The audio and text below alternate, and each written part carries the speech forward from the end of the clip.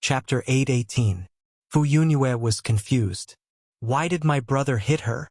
Xiao Bai suddenly came to a realization. I get it. He wants Miss Yi to hit Master? Immediately afterward, it was puzzled. But with her thin arms and legs, if she punches Master, her arms will probably break. The corners of Fu Yunyue's mouth twitched. Forget it. You don't understand. So why am I chatting with the steel robot? Fu Yunyue lay on the table as the light shone through the lush branches and leaves, sprinkling fine fragments of light. She watched Xiangyi's livestream and couldn't help but swallow her saliva. The desserts that Xiangyi made today were mango pancetta, strawberry snow lady, and mango dew. Every time she made a dessert, Xiangyi would explain the steps in detail. Her explanation was clear and easy to understand, and she would also give the exact dosage. The audience was eager to try, and some even put it into practice. But soon various scenes of failure appeared. Brain, I know. Hand, you know nothing. I think it's very simple. Why did I fail at the first step of beating the eggs? Oh my God, my batter has turned into charcoal.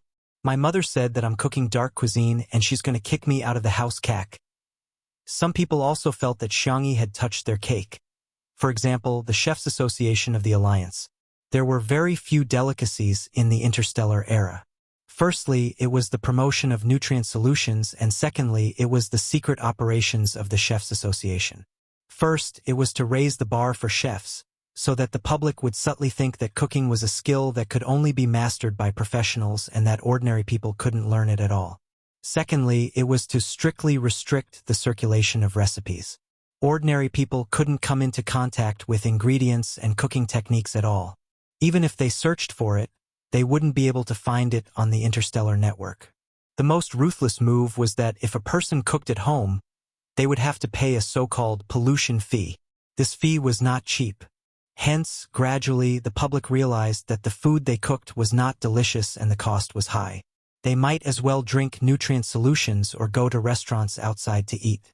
The Chefs' Association also rose in status because of this, and they gained supreme honor and status. But now, everything that Xiangyi was doing was challenging the existing rules. How could she just tell him the recipe so casually?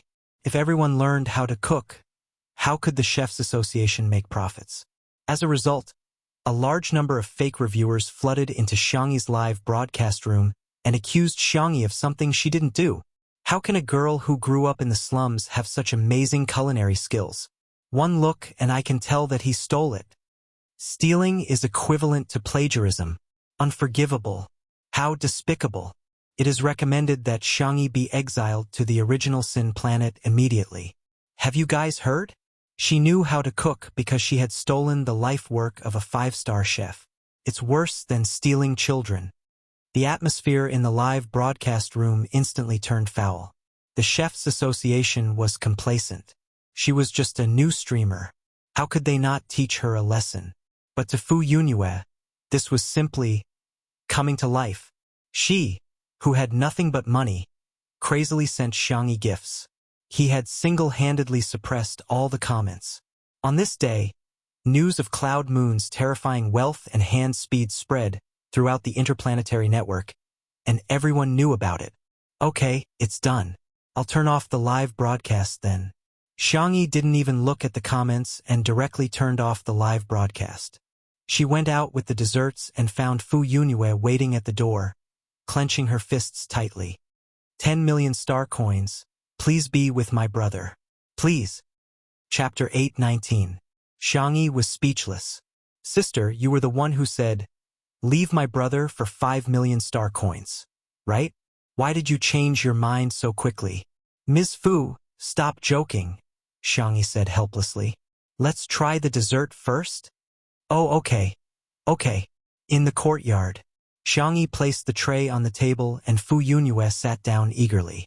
Although she had already tried a lot of desserts through the shared 5 senses during the livestream, however, how could virtual data be as delicious as real food? Fu Yunyue picked up a small fork and cut a piece of mango pancake. The yellow pancake skin was wrapped in white cream and fresh mango. It was embellished with green mint leaves, outlining beautiful colors. When it entered her mouth, The sweet taste of mango, smooth cream, and thin pancake skin formed layers of soft and sticky texture. Delicious! Fu Yunyue's eyes lit up. She finished the mango pancake in a few bites and threw away the fork. She picked up a strawberry and bit off half of it. The first bite was the Snow Empress's QQ popsicle skin. It was white and soft, with a whole strawberry and cream in the middle. At this moment, sourness and sweetness reached a perfect balance. This is delicious too. Fu Yunyue picked up the small bowl of mango dew and gulped it down. The cooked sago mixed with mango pieces, coconut juice, milk, and finally grapefruit. It tasted sweet and refreshing, completely conquering Fu Yunyue's taste buds. Sob, sob, sob. It's too delicious. Fu Yunyue sobbed and couldn't stop eating.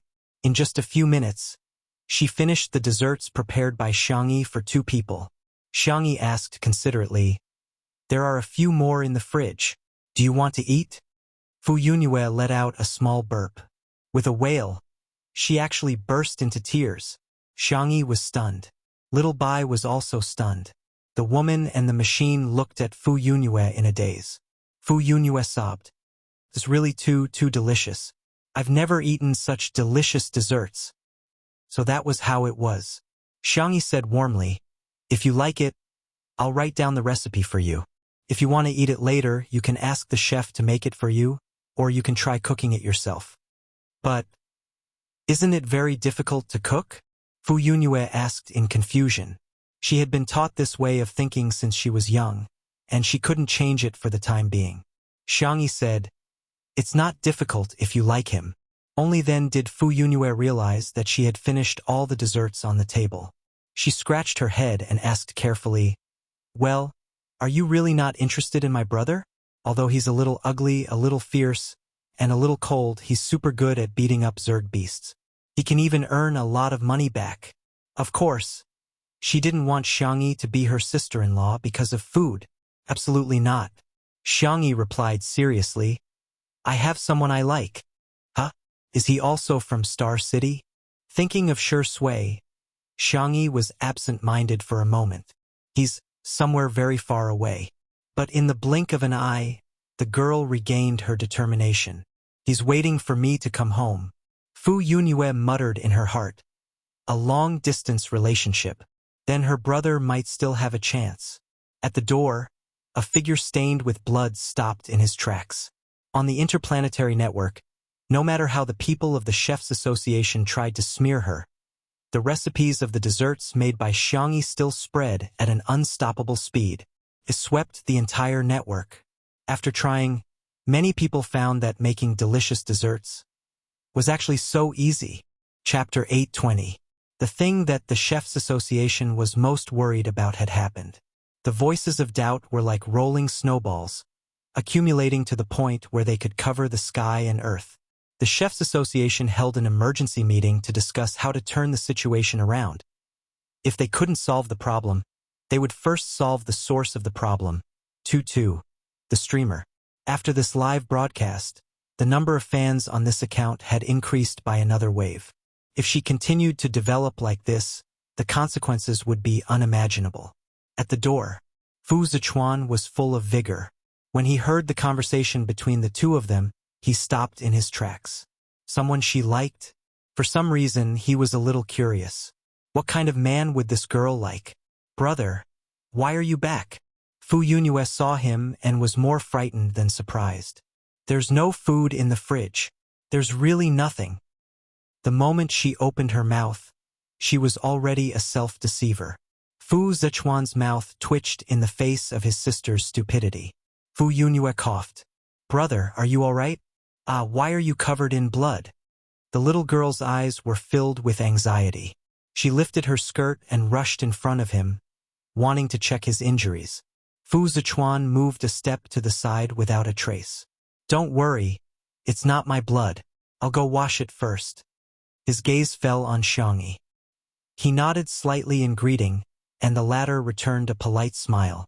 After Fu Zichuan took care of himself, he saw 2 girls in the courtyard through the window. They were chattering and ordering Xiao Bai to make a hammock. Xiao Bai was a combat robot. At some point, it had put on a rabbit ear headband that was the same as the two girls, and a red bow was tied around its neck.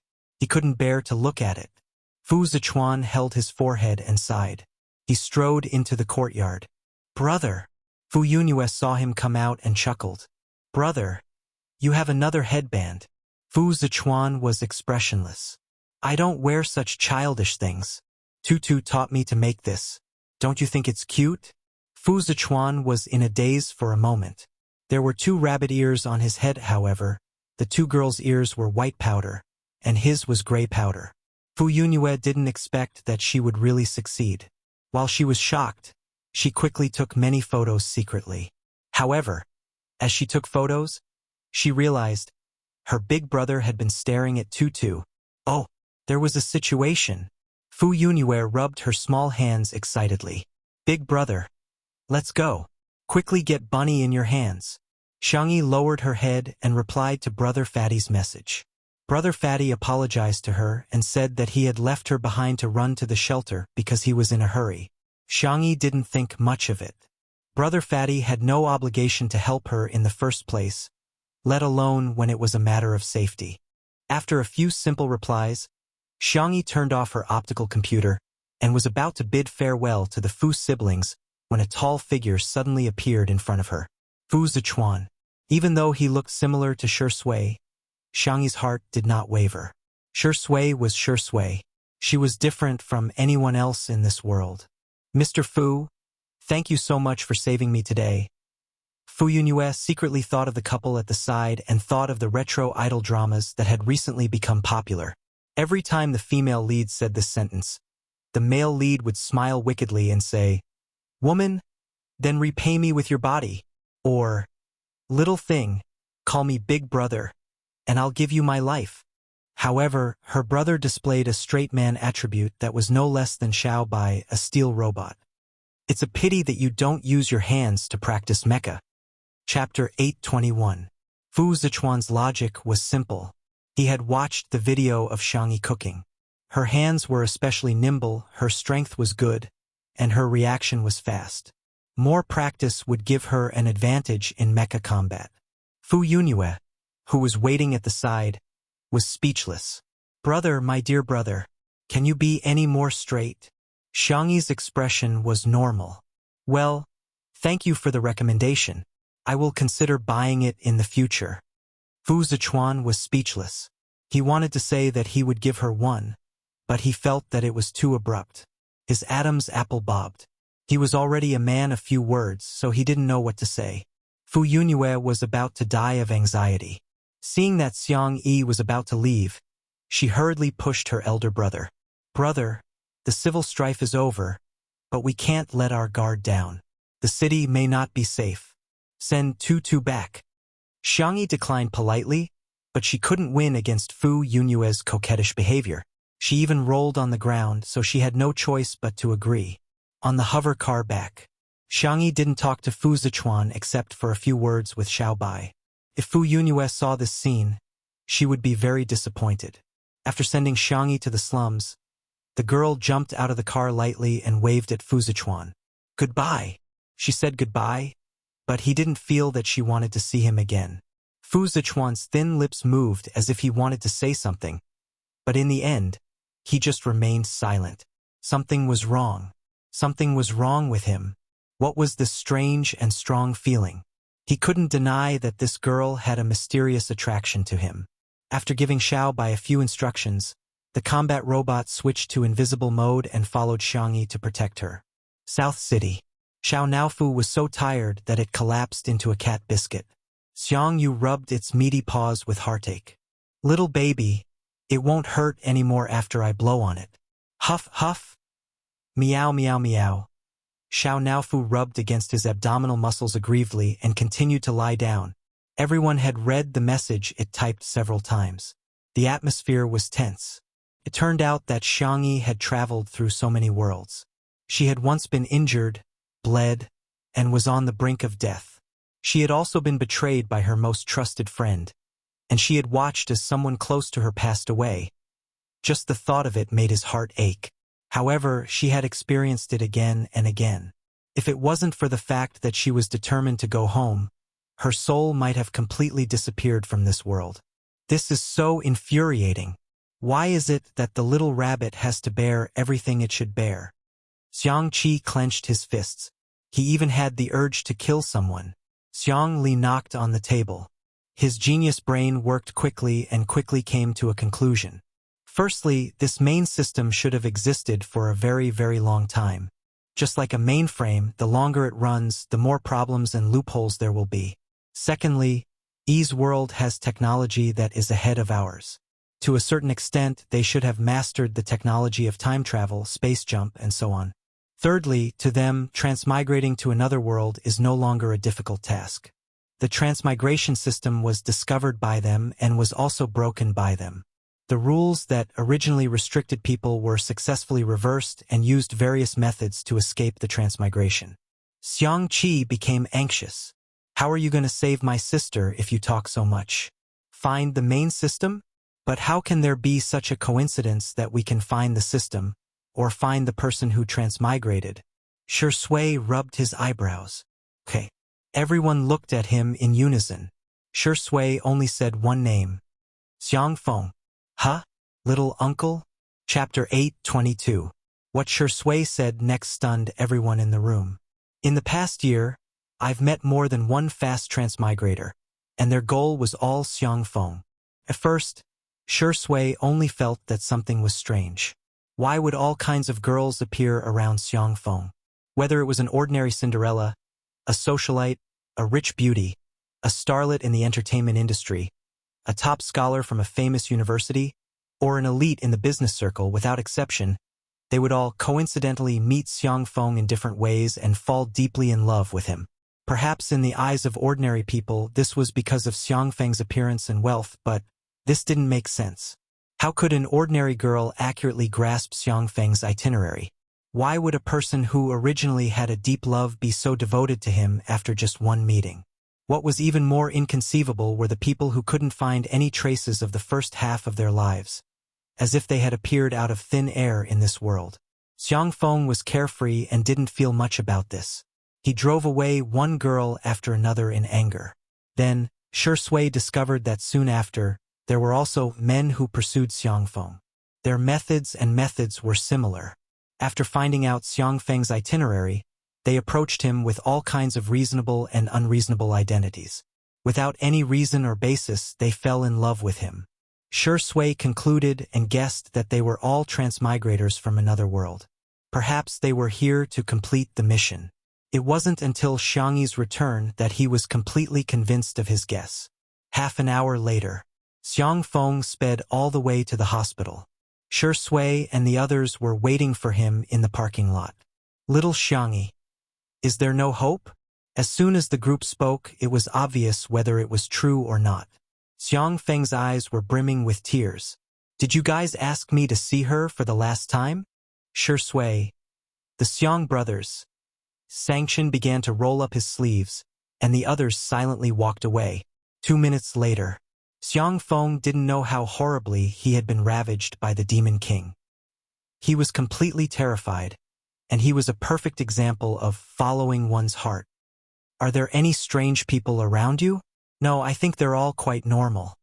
Fortunately, everyone had already made preparations. Both the open and covert forces were investigating the people Xiang Feng had been in contact with recently. Then, according to the patterns Shi Sui had summarized, they began to eliminate them one by one. He busied himself until the wee hours of the morning, but to no avail. Xiang Yu hugged Xiao Naofu and frowned. There really isn't anyone strange. Qin Wanyan is the last one. After that, the clues seemed to have been cut off. Xiang Qi was puzzled. Assistant, subordinate, business partner, cafe owner. Even the cleaning auntie is excluded. Could it be that Brother Shi's thinking is wrong? Xiang Li shook his head. No, it shouldn't be a problem. We might be the ones at fault. Maybe we shouldn't limit ourselves to adults. Let's see if any children approached him. Songchen's sharp eyes locked onto Shi Sui. You seem to have an answer. Shi Sui gave a faint mhm as her gaze fell on Xiang Feng. who was standing in the corner with a confused look on his face. Xiangfeng, who am I? Where am I? What are they talking about? What system? Are all of you acting as me? Shui asked. Where's the dog? Xiangfeng subconsciously said, Isn't it you? Everyone silently walked further away. This time, Xiangfeng howled even louder than before. Hey, little Shiji, wasn't it with Xiao Naofu just now? Chapter 8:23. Only then did everyone notice that Xiao Naofu and little Shiji, who were still fooling around with each other just now, had disappeared. Why is the dog gone? Is the cat gone too? Xiangfeng asked with a dumbfounded expression. But this also means that little Shiji must know something. Yi was about to go crazy. She had never thought that she would end up like this after changing her soul this time. In the past year, although Sanction had put various restrictions on her, the other members of the Xiang family had treated her well. In particular, that damned old man and old woman, as well as that idiot Xiangfeng. She had an endless amount of pocket money and could enjoy all the things that she couldn't get in the interstellar world. Clothes, jewelry, bags, love, attention. Besides, Anan coaxed her every day and showed her positive comments. Yi felt very good about herself and felt that she was very popular here. She was also living a life of admiration. However, she didn't expect that she would be beaten back to her original state and even fall into a quagmire. On her cell phone, she received endless messages about cyberviolence. In reality, even the maids who delivered water and food mocked her. The mental torture almost made her break down. However, Yi soon thought of a way to get out of the current situation. Bang. She smashed the vase, picked up a fragment and slashed her arm. A shallow wound appeared on her delicate, porcelain-like skin, and blood seeped out. Yi endured the pain and wanted to make another cut, but the door had already been kicked open by the bodyguards, who immediately snatched the fragment from her hand. Ha ha ha! You guys really care about her. Yi didn't know if it was because of the pain or because she was laughing, but tears streamed down her face. I'm telling you, if you don't treat me better, I'll destroy her body. Star City. Beep beep. Cracking complete. Xiangyi used the income from the livestream to buy a new optical computer. The modified cracking program worked and successfully restored some of the information on Yi's optical computer. Xiangyi took a deep breath and began browsing. Yi's optical computer was usually used for watching live streams, watching variety shows, shopping, and taking selfies. However, Xiangyi still found something valuable in the massive garbage records. Alternate World Transmigration Forum. Xiangyi spent a few hours and finally figured out some key information. This world belonged to a higher plane. Traveling through time and space had become a reality. Therefore, the so-called fast travel system was not a rare thing for the people here. The elites of this world had established the Otherworld Transmigration Forum. The original intention was to become a truly free organization. For example, if someone wanted to quickly transmigrate but wasn't selected, or if someone didn't want to quickly transmigrate and wanted to avoid the mission, then the two of them could make a deal and pay a certain price to the administrators of the forum to complete the exchange. Unfortunately, now, this forum had deviated from the original intention of its creator. The exchange had changed from a consensual agreement to an unknown coercion. Xiangyi was the one who had been cheated. For the sake of caution, she did not directly contact any of the managers. Instead, she first browsed through the so-called price. Star coins, skill cards, plain energy, these terms were reflected in her eyes. Vaguely, she thought of a possibility. This Otherworld Transmigration Forum seemed to have been created. Another system, a dragon slayer, would eventually become an evil dragon. Xiangyi felt a chill run down her spine. Chapter 8:24. After closing the forum and clearing her browsing history, Xiangyi made up her mind. She had to go home, but it had to be safe. It would be best if she could find a way to contact Ling Yi. A thought flashed through her mind. Will Ling Ye's Rebels Alliance become a dragon slayer? She laughed self-deprecatingly. Who knows what will happen in the future? Xiangyi's brain was exhausted to the extreme, and all she wanted to do now was to have a good sleep. However, her optical computer was flashing wildly. indicating that she had a new message. Xiangyi tapped on it and raised her eyebrows. In summary, the text message was, "The Chefs Association is going to put me on trial?" Without giving her a chance to react, a video call popped up. It was actually a live broadcast. If she hung up, she didn't know how the Chefs Association would make a fuss about it. Xiangyi clicked yes, but she set the camera angle to block her face. The Chefs Association's live broadcast was originally very popular, and now that the Alliance's live broadcast had also joined in, the traffic had reached a record high. The president of the Chefs Association was about 60 years old. He had white hair and was hale and hearty. "Missy, I'm sure you're already clear about the charges we're going to put you on." "Sorry, I'm not sure." Xiangyi took the initiative to interrupt him.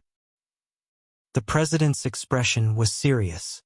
"You stole our 5-star chef's recipe. Today you have to give us an explanation." Xiangyi said. "Oh."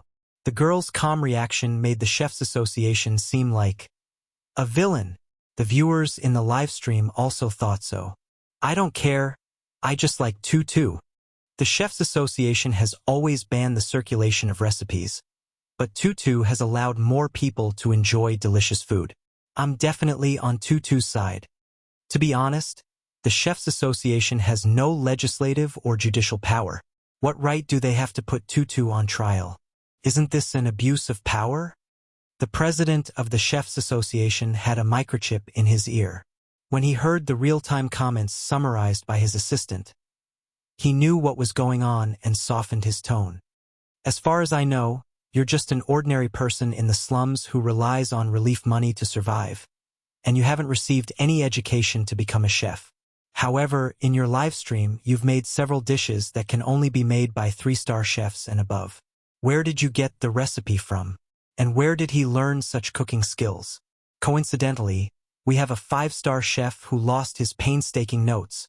The recipe is exactly the same as the one you made in the live broadcast room." As he spoke, he showed everyone a few photos. They were the first few pages of the notes that the 5-star chef had taken. Scrambled eggs with tomatoes, sandwiches, mango pancakes. It was actually exactly the same. The president grasped everyone's thoughts and said, "I heard that you have a record of theft." The live stream was in an uproar. "This, Tutu is a thief? To think I trusted her so much. Turns out she stole the recipe. Tui. It's ridiculous to know how to cook without any culinary education. Who in the interstellar era didn't know that ordinary people couldn't cook? Cooking is even harder than piloting a starship and mecha." The audience was indignant, and the people of the Chefs Association were confident. Xiangyi asked calmly, "Is that so? I thought that cooking was something that everyone was born with." This point of view was too shocking and difficult to accept. "How many recipes are there in the notes?" Xiangyi said modestly, "I only know a little about cooking, but we can cook at the same time and see if our recipes and cooking techniques are the same. What do you think?" Chapter 8:25. The president of the Chefs Association was speechless. Xiangyi made a sound of surprise. "Didn't you say that I stole his painstaking efforts? Even if I can't remember every dish clearly, I can at least remember it roughly, right? Or are you deliberately leading the conversation and lying to slander me?" "Nonsense. How can we, the Chefs Association, threaten a thief from the slums?" Xiangyi said coldly, "It's not up to me to decide one's background. What's more, the Alliance's law stipulates that all citizens of the anti-Alliance member states are born free and equal. So you think that the poor and the rich are two different classes? Are there high and low classes?"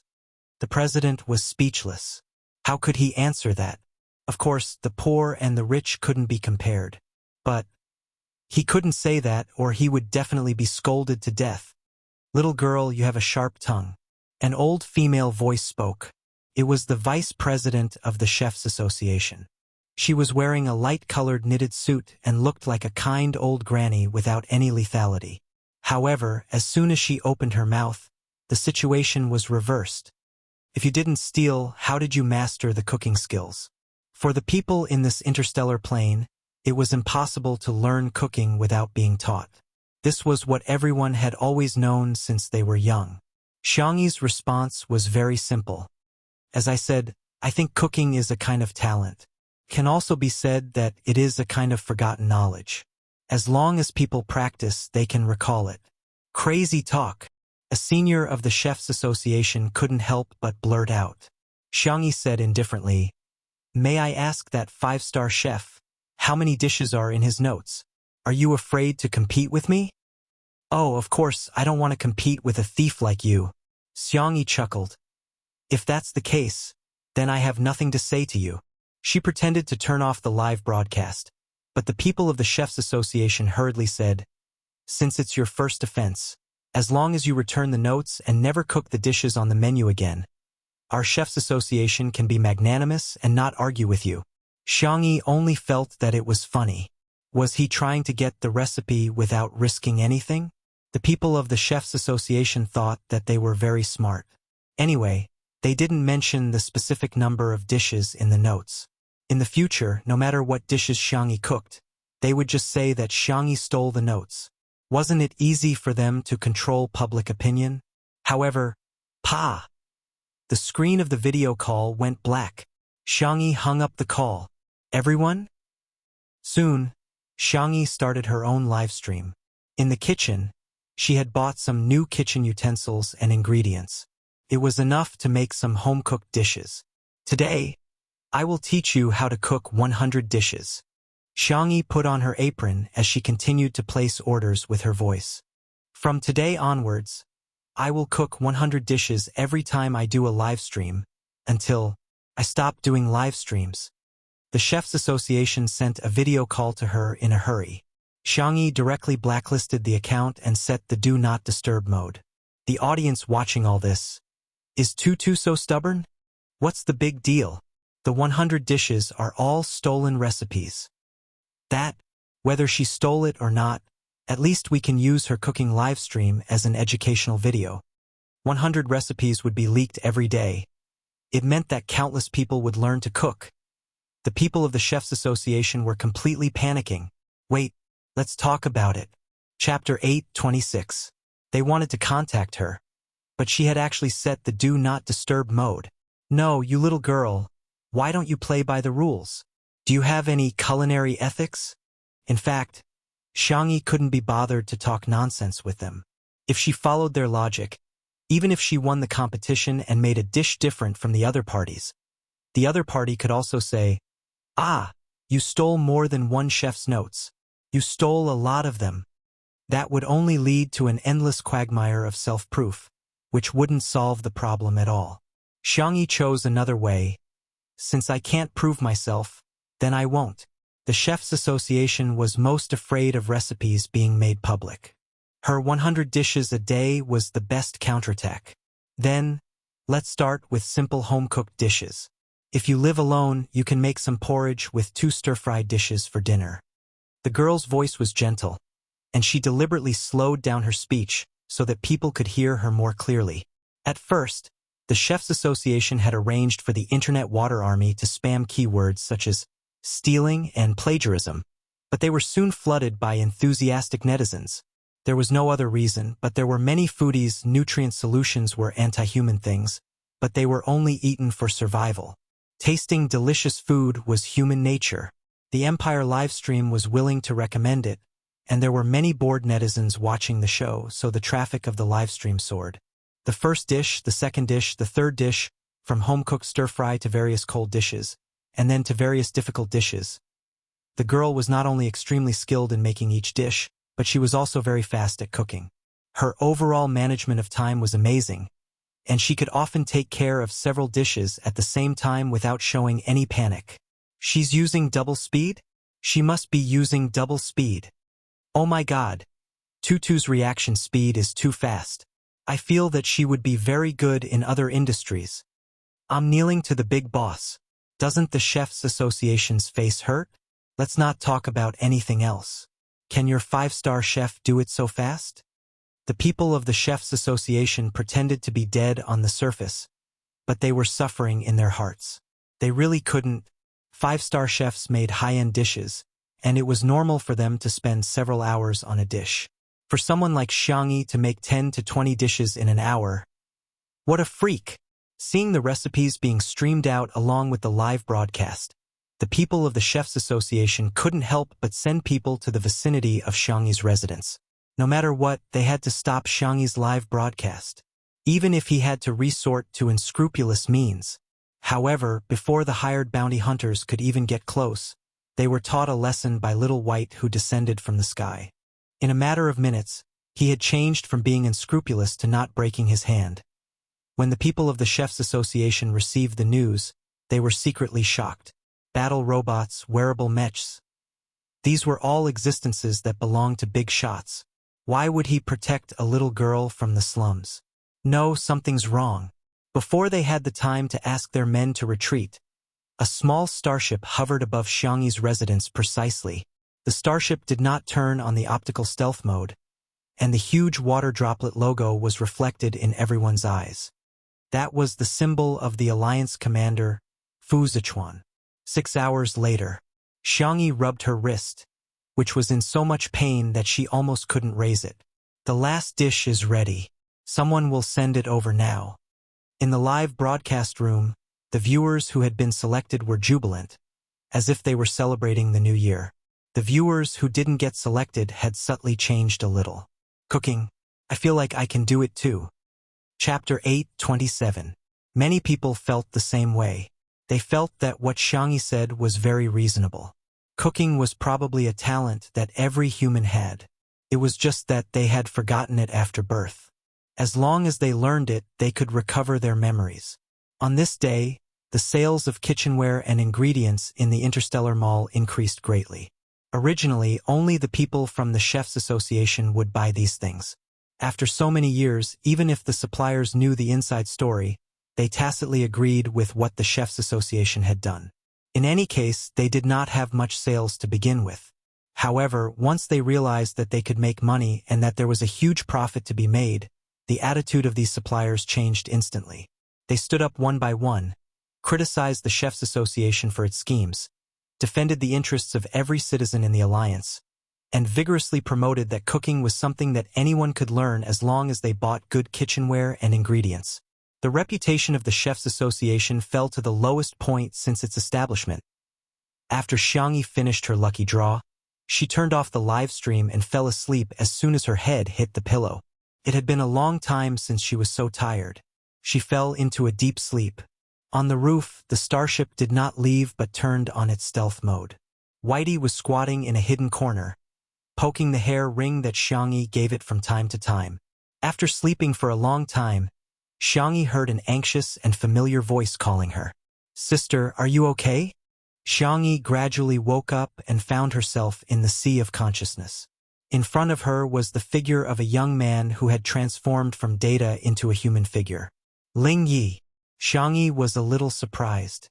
"How did you find me?" Ling Yi smiled bitterly. "I already know that you and Yi have swapped souls. I'm sorry, sister. I didn't protect you well." Xiang Yi said in a warm voice, "I can't blame you for this. Do you know any way to get the two of us back?" Ling Yi was silent for a few seconds. "Sorry, I don't know." "Then I'll think of another way. How did you—" The young man in front of her had a few scratches on his face.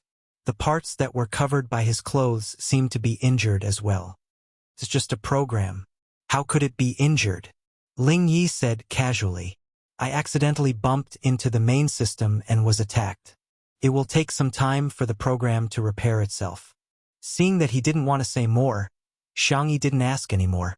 Ling Yi smiled and said, "Sister, don't be afraid. Now that I'm here, no one in this world can bully you. That lousy Chefs Association made you unhappy, didn't it? Don't worry. I'll definitely make them pay you back 10 times or even 100 times. Xiangyi was absent-minded and didn't listen at all. Suddenly, a pair of hands appeared above her head. It was Ling Yi. "Sister, do you want to go home that badly? Is this world not good? It's a high-leveled civilization with advanced technology. Sister hasn't been here for long, but she's already so popular. Even if she can't go back, she can still live happily here." Xiangyi looked at him with clear eyes. Because someone is waiting for me. Ling Yi smiled but did not reply. By the way, do you know about the alternate world transmigration forum? I wonder if it's reliable to exchange souls with them. Xiang Yi casually mentioned. Ling Yi blinked. The youth's eyes were dark and gloomy. I'm not too sure. D. Fu Zichuan received a message that was sent directly to his optical computer. The Alliance's safety net seemed to exist in name only. After browsing a few lines of information, his eyebrows furrowed deeply. That night, the administrators of the Alternate World Transmigration Forum were all arrested. The Alliance issued a decree that very night, banning the use of shuttles that were not for scientific research purposes. Chapter 828. The Otherworldly Transmigration Forum was also banned. When Xiang Yi woke up, she saw the news that had been pushed all over the internet. She was dumbfounded. Ling Yi connected his program to the housework robot and scurried over. Sister, you don't look too good. That forum has been banned. Xiang Yi said with a complicated mix of emotions. The news said that Fu Zichuan personally led the team and didn't even let Administrator 001 off. How did that happen? Ling Yi asked meekly as he nestled beside her calf. What about you, sister? Xiang Yi hugged her knees and said in confusion, I don't know either. She rarely showed such a helpless expression. But this time, it was really different. All her paths home seemed to have been blocked. She even began to regret hesitating yesterday. If she had contacted the administrator at that time, she might have been swapped back today.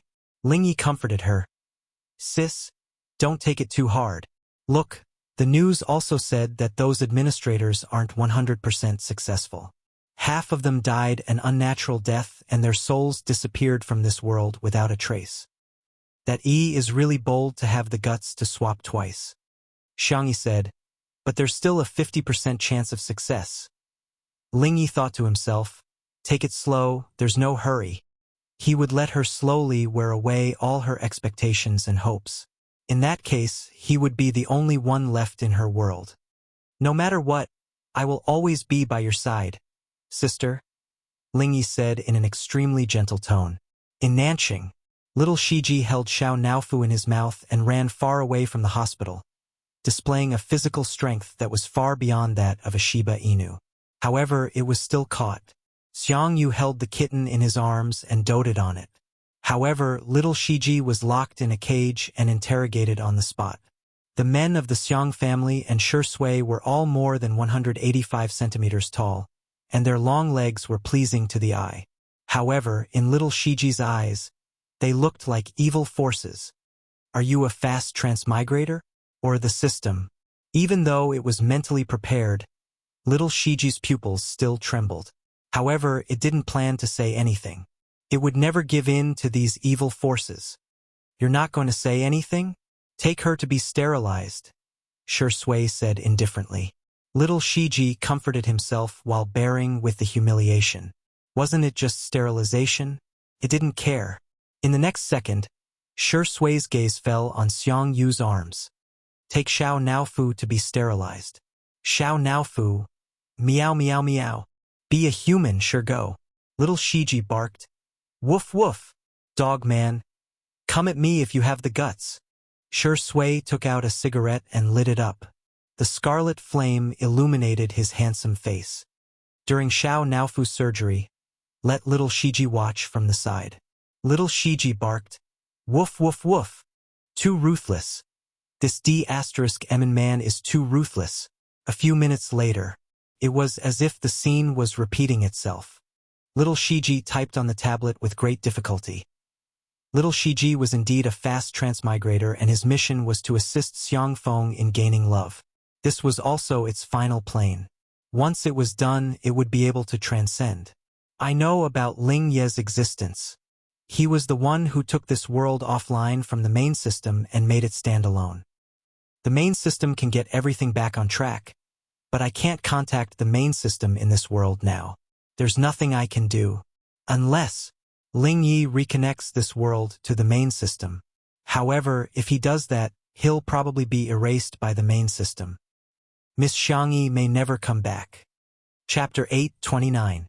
It was already late at night, and there was only a dilapidated street lamp at the entrance of the alley that was emitting a dim yellow light. The surrounding temperature seemed to have dropped by a few degrees.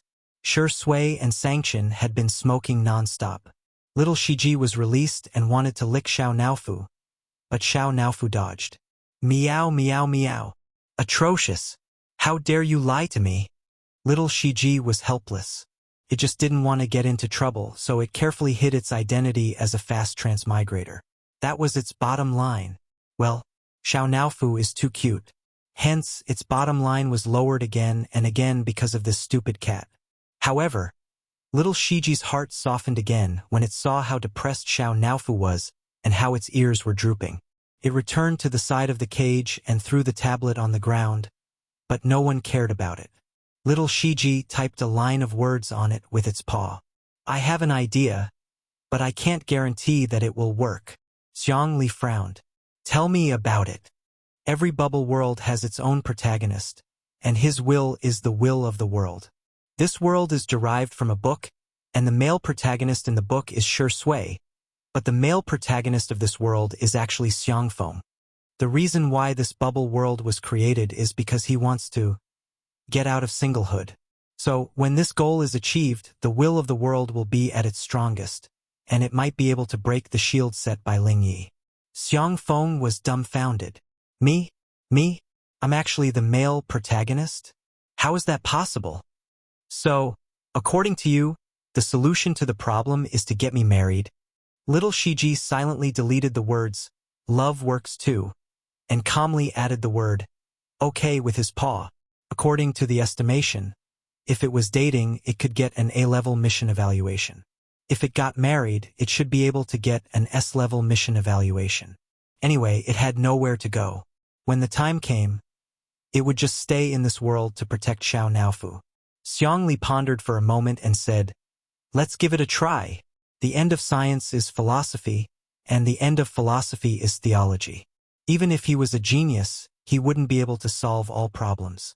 However, he wasn't willing to give up even the slightest bit of hope when it came to his sister. Xiang Qi, yes, let's give it a try. Xiang Yu, anyway, even if my sister doesn't come back, there's nothing to lose. Xiang Feng stomped his feet. How is there no loss? What I want is a perfect love, not some random marriage. Not. The cold and decisive voice naturally came from the great demon king. Xiang Feng immediately backed down. Then let's get married. The problem is, where are we going to find someone to marry? You can't just stop a random girl on the street and shout that you want to marry her.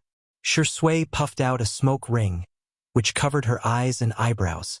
She said in an indifferent tone, is there a rule that states that I must marry a girl? Little Shiji hesitated for a moment before typing. No. Xiang Feng was shocked. You're not going to sacrifice yourself to marry me, are you? There's no need for that. Shui, the brothers of the Xiang family. Little uncle, you should reflect on why Tutu is loved by everyone while you're bullied by everyone. There's a reason for all of this. Shui picked up little Shiji, after which a look of horror appeared on the chubby Shiba Inu's face. She said indifferently, I'll give you a chance to redeem yourself. Little Shiji? Xiangfeng? Chapter 830. The little Shiba Inu barked angrily. Woof, woof, woof. Impossible. Absolutely impossible. My chastity must not be ruined. Shui raised her eyebrows. You don't agree? Xiao Naofu will do it then. Xiao Naofu was dumbfounded. What are you doing? Little Shiji's pupils dilated. Woof. No. Looking at the adorable kitten snuggled up in Xiang Yu's arms, little Shiji closed his eyes. Forget it. If I don't go to hell, who will? If I don't marry Xiang Yu, who will? It barked aggrievedly, indicating that it would be better to let Xiang Yu do it. Xiang Yu immediately said, I'll go make an appointment at the church right away. Xiang Qi made an okay gesture and said, leave the gown to me. I've already prepared it, although it's for Tutu and Brother Shi. Xiang Yu and Xiang Yu shot daggers at him. Xiang Qi hurriedly corrected himself. Ahem. It's just a couple's outfit. It's not a wedding gown. On the side, Xiang Feng was incompetent and furious. Did you guys even consider me? You, you, you. Ah, hey, Star City. It had been a month since Xiangyi arrived in Star City. The flow of time between the two worlds was different, but Ling Yi did not intend to tell Xiangyi. Today's live stream is over. Xiangyi turned off the live stream and sat down on the floor in exhaustion. She was exhausted, but if she didn't keep herself busy, she was afraid that she would collapse. When she was doing the transmigration mission previously, she had a clear goal, to work hard and go home. But it was different now. It seemed that there was no point in doing anything. Ling Yi skillfully packed the food and mailed it to the viewers who had won the lottery. During this month, Xiangyi kept her word and cooked 100 dishes a day. This kind of behavior was universally shocking. It was unprecedented. However, the effect was also extremely obvious. Xiangyi was now the most popular streamer on the internet. There was no other. Alliance livestream regretted it so much that the staff members who were full of superiority were all fired. The Imperium livestream, on the other hand, smiled and invited Xiangyi to develop in the Imperium. They would arrange a villa and a starship for her. However, they were all rejected by Xiangyi. As for the Chefs Association, it had fallen into the longest dark period since its establishment. Since Xiangyi's live broadcast, countless people found that the so-called "ordinary people can't cook" by the Chefs Association was a conspiracy. They followed the trend and learned to make the dishes that Xiangyi taught them every day. They were surprised to find that they could also make delicious dishes that were not inferior to the chefs. The current Chefs Association was being criticized, cursed, attacked, and opposed. Some people even called for the Chefs Association to be shut down. Sister, you're so awesome. You've gained another few tens of millions of fans today. Ling Yi switched to housekeeping mode and started massaging Xiangyi's shoulders. Xiangyi gave a perfunctory reply, forced herself to focus, and continued to write the program. Currently, the Alliance only prohibited civilian use of the shuttle technology, but it was still allowed for official research. Xiangyi tried to break through the security wall of the Science Research Institute, but the difficulty was too high. It was like giving an unsolvable math problem to a primary school student. It was impossible to solve. The little robot sat next to her, looking very obedient. Sister, it's useless. The technology of this plane is too powerful. Even I can't break it. Isn't it good to stay here? I can accompany you. Forget those memories. Once you forget them, you'll be happy. Perhaps because she was too tired, Xiangyi felt dizzy, and her consciousness was somewhat absent-minded. Perhaps Ling Yi was right. Forget family. Forget Sure Sui. Chapter 831. Ling Yi looked at her quietly.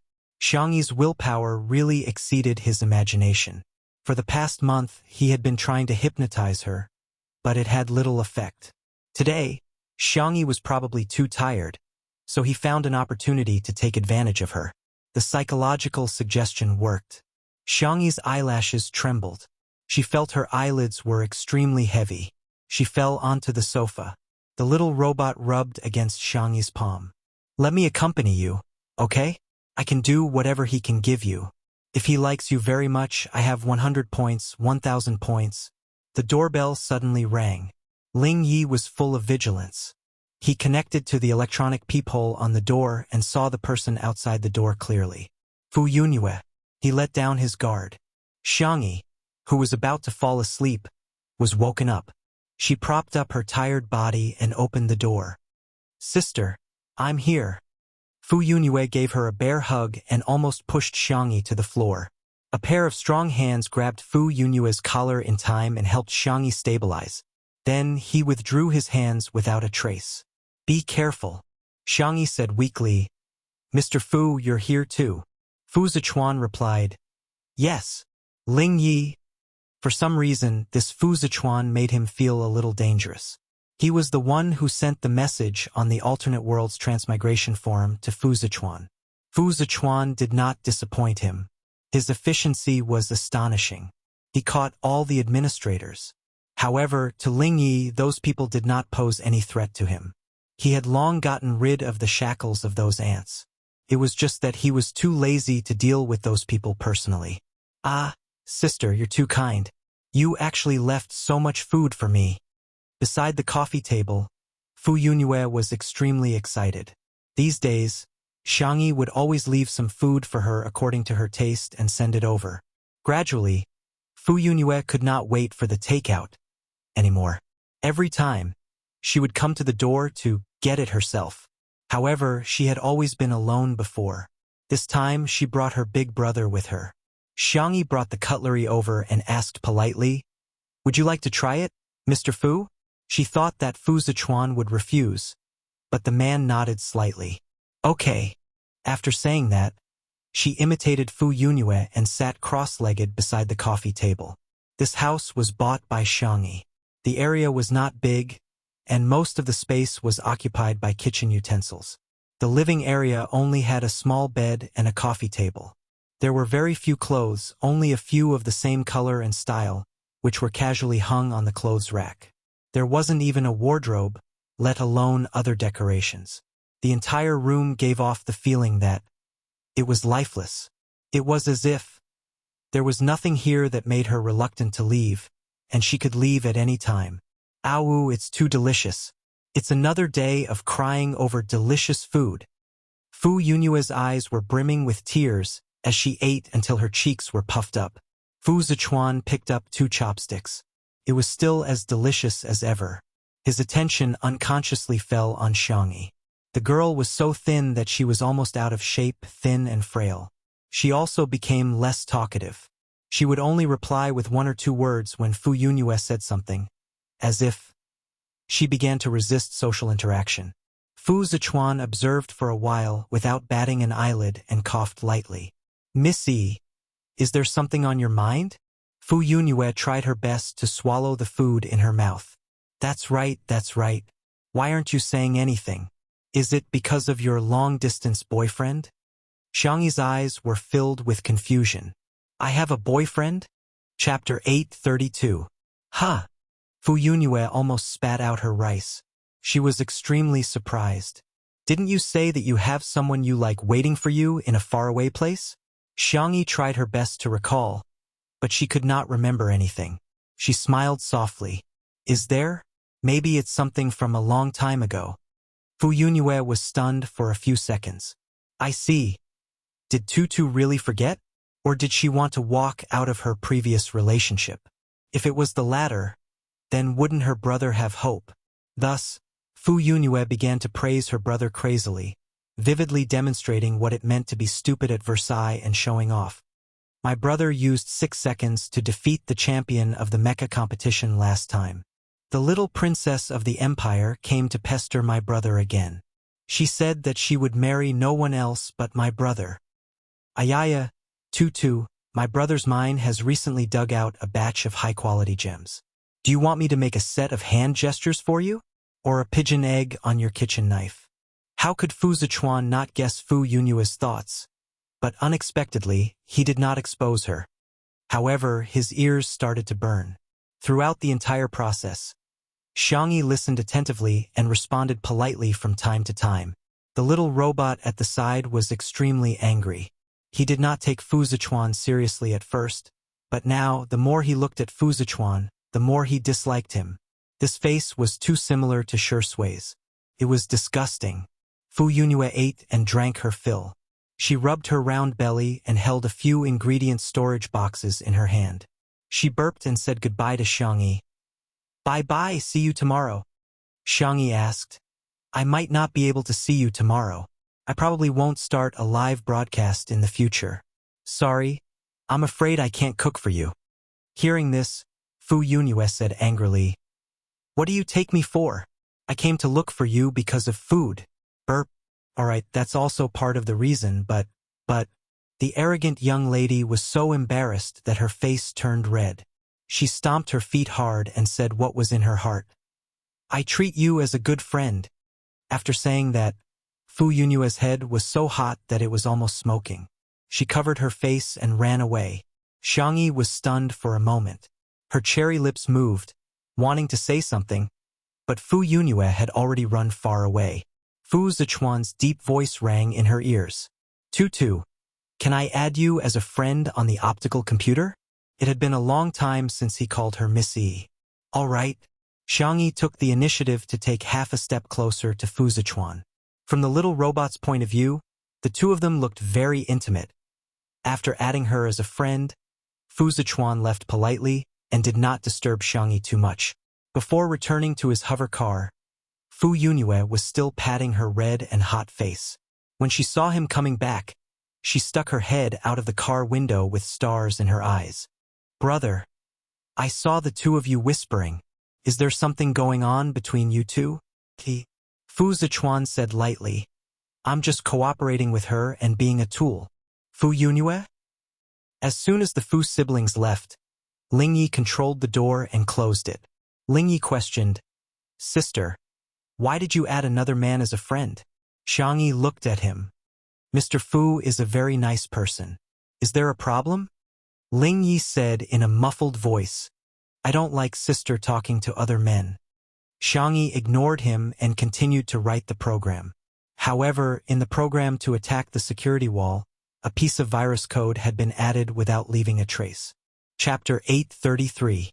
The little robot that was ignored became even more anxious. It circled Xiangyi back and forth, trying to attract the girl's attention with the noise it made. Unfortunately, Xiangyi's focus was too strong. Whether it was learning, cooking, or coding, she was highly focused and would not be easily disturbed. Lingyi did not understand why she was so persistent. After waiting for her to rest and drink water, Lingyi asked tentatively, Sister, do you miss your family? The girl's clear eyes revealed a trace of confusion. Family. She should have a family, but why couldn't she remember anyone? The girl's expression fell into Lingyi's eyes. He was overwhelmed with emotions and was overjoyed. She had really forgotten. However, Xiangyi's next answer made him feel as if he had fallen into an ice cellar. I want to go home. Under the little robot's incredulous gaze, the girl firmly repeated, I want to go home. Lingyi could not understand. She could even forget Shui and her family, but why didn't she forget to go home? How deep was her obsession? Time passed day by day. On the first day Tutu stopped broadcasting, the netizens on the Star Domain Network thought that she might be tired and wanted to rest. The second day, the third day, the 10th day, her live stream screen was always black. The Chefs Association felt that this was a precious opportunity and jumped out to create another wave of waves. They released the news that Tutu was guilty. She had used up all the stolen recipes, so she was at her wit's end. The netizens' response to this was, Someone, turn on the light energy electromagnetic cannons on the starship and aim them at the stupid Chefs Association. It was the Chefs Association that deceived the public. It was the Chefs Association that persecuted Tutu. It was the Chefs Association that deprived everyone of their happiness. The netizens' anger was all vented on the Chefs Association. The Chefs Association, which was originally like a falling leaf in the wind, completely collapsed. For a long time in the future, as long as the Chefs Association was mentioned, it would be despised by thousands of people. Fu Yunue changed from freeloading to bringing food. Xiangyi's symptoms of social rejection were becoming more and more obvious. She was unwilling to go out and cook. Every day, she was busy typing a bunch of things on her optical computer that she could not understand. The young girl was extremely thin. Every time Fu Yunue saw her, she felt shocked. Fu Yunue suspected that if she didn't come to deliver food, if she didn't force Xiangyi to sleep a little every day, Xiangyi might starve to death or die suddenly at home. On the other hand, Lingyi was getting more and more irritable. Other than Fu Yunue, Xiangyi was not even willing to communicate with him. Fu Zichuan rarely came, but every time he came, Xiangyi's symptoms would improve a little. Just yesterday, Fu Zichuan had asked her to go on an interstellar trip with him. Xiangyi, who was so against the outside world, had actually agreed. After Fu Yunue left, Xiangyi continued to write code. She had tried to attack the security wall of the research institute a few times, but it was no different from throwing an egg at a rock. There was once when she was almost tracked down by the other party. and it was only because Ling Yi covered for her that she was able to escape unscathed. Sister, I've made you something to eat. I made it according to the recipe from your previous live stream. I guarantee that it will taste exactly the same. Sister, if you go on a trip, can I go with you? I'll just stay in your optical computer and won't cause you any trouble. Okay? In the long silence, Ling Yi almost went crazy. The little robot tugged at Xiangyi's sleeve. Sister, pay attention to me. Xiangyi's expression was indifferent as she turned off the robot's power. In a hurry, Ling Yi entered his data into Xiangyi's optical computer. Chapter 834. In an instant, the program was triggered. Ling Yi realized that something was wrong almost instantly. But it was too late. The program Xiangyi wrote every day actually contained a virus code that was fatal to him. That was a Super S-level virus that Xiangyi had learned in a certain fast-traveling dimension. As soon as Ling Yi appeared, she realized that the root of the problem was not to break through the security wall of the Academy of Sciences and return home through the interstellar era's technology. Instead, she needed to get rid of Ling Yi. The virus overbearingly invaded every bite of Ling Yi's. Even though it was in the form of virtual data, Ling Yi could feel that his body was being cut apart inch by inch. While fighting against the virus, he gritted his teeth and asked, "You've recovered your memory?" Xiangyi looked at him calmly, neither sad nor happy. Her eyes were clear. Ling Yi instantly understood something and smiled bitterly. "So, you didn't lose your memory at all. You've been lying to me since the beginning." Xiangyi said calmly, "Same here. Ling Yi, no, what should I call you? Dragon Slayer? System number 2? The ripples showing Ling Yi's data fluctuated. In addition to the difficulty of fighting against the virus, his emotions were also extremely intense. Xiangyi did not relax at all and continued to use other small viruses to completely restrict Ling Yi's movements. Ling Yi projected a virtual human figure, which was still a beautiful and delicate young man like an angel. "You already know, more or less." Xiangyi's eyes were calm and her tone was calm, just like when Ling Yi first met her. It was as if nothing could disturb her. "The two soul exchanges between me and Yi were related to you." Ling Yi simply sat down cross-legged, probably because he had nothing left to lose. He snorted, as if he was very disdainful of that idiot Yi. Otherwise, how could she have been chosen by the main system to quickly transmigrate? It was just that he had done something to her. He had also interfered with the main system when Xiao Naofu was reincarnated. Xiangyi continued, "You're not a real human. The so-called digitized form is your original form. This world should be the world where you were born." Ling Yi tilted his head and smiled, revealing his sharp canine teeth. "Wow, sister is so smart. So everything is a lie. You're just playing me." From the first meeting when he was about to transmigrate, to the reunion in Little Rabbit Farm, and then to the companionship in the interstellar plane, reality did not exist. Everything was an illusion. Ling Yi faintly said, "Isn't Big Sister acting as me too? I didn't expect Big Sister's acting skills to be so good that even I was fooled. One is marked by the company one keeps." Not to mention the experience of transmigrating to another world, just the fact that she had Sure Sui and Xiao Naofu by her side. These two acting geniuses, it would be unreasonable if she didn't improve her acting skills. "What should I do? Big Sister treats me so badly, but I still like Big Sister a lot." Ling Yi's eyes revealed a trace of stubbornness. "Big Sister is finally paying attention to me." Xiangyi's expression did not change as she continued to add poison to the poison. Ling Yi's expression was somewhat malevolent, and his core data was nearly destroyed. Big Sis is so ruthless. She already knew the truth, yet she still endured it for so long. Ling Yi gritted his teeth. "But do you know? Without me, you still can't go back. Be nicer to me. Maybe I'll consider letting Big Sister go back. You've given your gentleness to so many people. Can't you give me one more?" Xiangyi said the cruelest words in the most gentle tone. Gentleness and kindness have always been for people, not for trash. Chapter 835. Ling Yi's virtual projection in the air became even dimmer. "Am I trash in your eyes, sister?" Ling Yi asked in shock. Xiangyi stayed silent for a long time before saying, "You weren't in the past."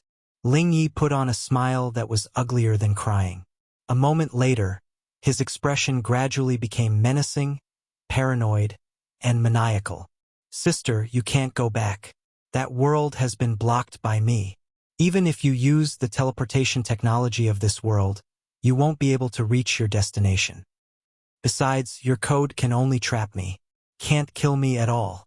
Xiang Yi's virus code was indeed very strong, but Ling Yi, as the second transmigration system, was also not to be underestimated. He could continuously evolve and fight until one day he could break through the trap set by Xiangyi. Xiangyi asked, "What about the main system?" Her words were earth-shattering. Ling Yi widened his eyes and stared at Xiangyi in disbelief. No, she must be lying to me. How could Xiangyi have contacted the main system? She wouldn't have waited until now. She would have gotten the main system to take action long ago. "I can't contact it, but I trust my brothers Shi Sui, Xiao Naofu, and little Shiji." Shi Sui was not the only one who had long noticed little Shiji's abnormality. As long as that world returned to normal, little Shiji would be able to contact the main system as a teleporter. Ha ha ha. Ling Yi convulsed with laughter and said, "Sister, you're so adorable. They're a bunch of good-for-nothings. How can they be as smart as you? Do you know that the flow of time in this interstellar world is completely different from that in your world? You've been here for more than a month, but only 2 or 3 days have passed there. How long do you think they'll take to find a solution? How long do you think you'll have to wait here? A year? 2 years? 10 years?" Xiangyi said, "I've already prepared myself for the worst." She did not have any strong points, except that she was a little patient. Xiangyi sat down and casually flipped through a comic book that Fu Yunyue had given her. In this era where paper books were rare, it was said that the comic books were treasured enough to be kept in the library. Xiangyi flipped through dozens of pages with a solemn expression. It turned out that people didn't wear clothes when they were in a relationship.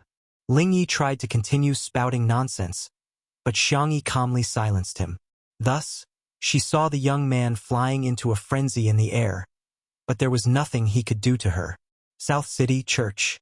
The red carpet extended all the way from the entrance, and the flowers that had been flown in were decorated with exotic dewdrops. There were only a few people in the huge church, and all of them were looking at a man and a dog dressed in formal attire. The kind priest inquired, "Are you willing to, from now on, become Xiang Feng's husband and enter into a marriage contract with him? In sickness and in health, or for any other reason, to love him, to care for him, to honor him, to accept him, to be faithful to him until the end of his days?" Little Shiji was conflicted for a long time and reluctantly gave up on life. Woof. The priest did not find it strange and stroked its head kindly. What's wrong with marrying a dog? Nowadays, there are even people who bring figurines to get married. The priest looked at Xiang Feng and continued with the procedure. "Are you willing, little Shiji?" Xiang Feng interrupted. I'm willing. He couldn't help but mutter softly, "It'd be ridiculous if this works." As the priest announced, "I hereby announce that you two are officially husband and wife." The world in front of them seemed to have ripples on the surface of the water. Chapter 836. Whoosh. Space seemed to be distorted as it overlapped with one another. It felt like a second, but it also felt like 10,000 years. A moment later, everything returned to normal. Xiang Feng was dumbfounded, and his mouth was wide open. No way, right? What kind of fantasy plot is this?" The priest rubbed his eyes, thinking that it was an illusion. He asked with a smile, "What's wrong?" He asked with a smile, "When will the next ceremony be arranged?" Little Shiji suddenly barked excitedly and leaped towards Xiangli, who was holding a tablet, to type a few words. "I've contacted her." Everyone felt a sense of relief. Yi was the only one whose eyes were full of panic, but she didn't dare to say a word. In the past 3 days, she had fully experienced what it meant to drag on like a year.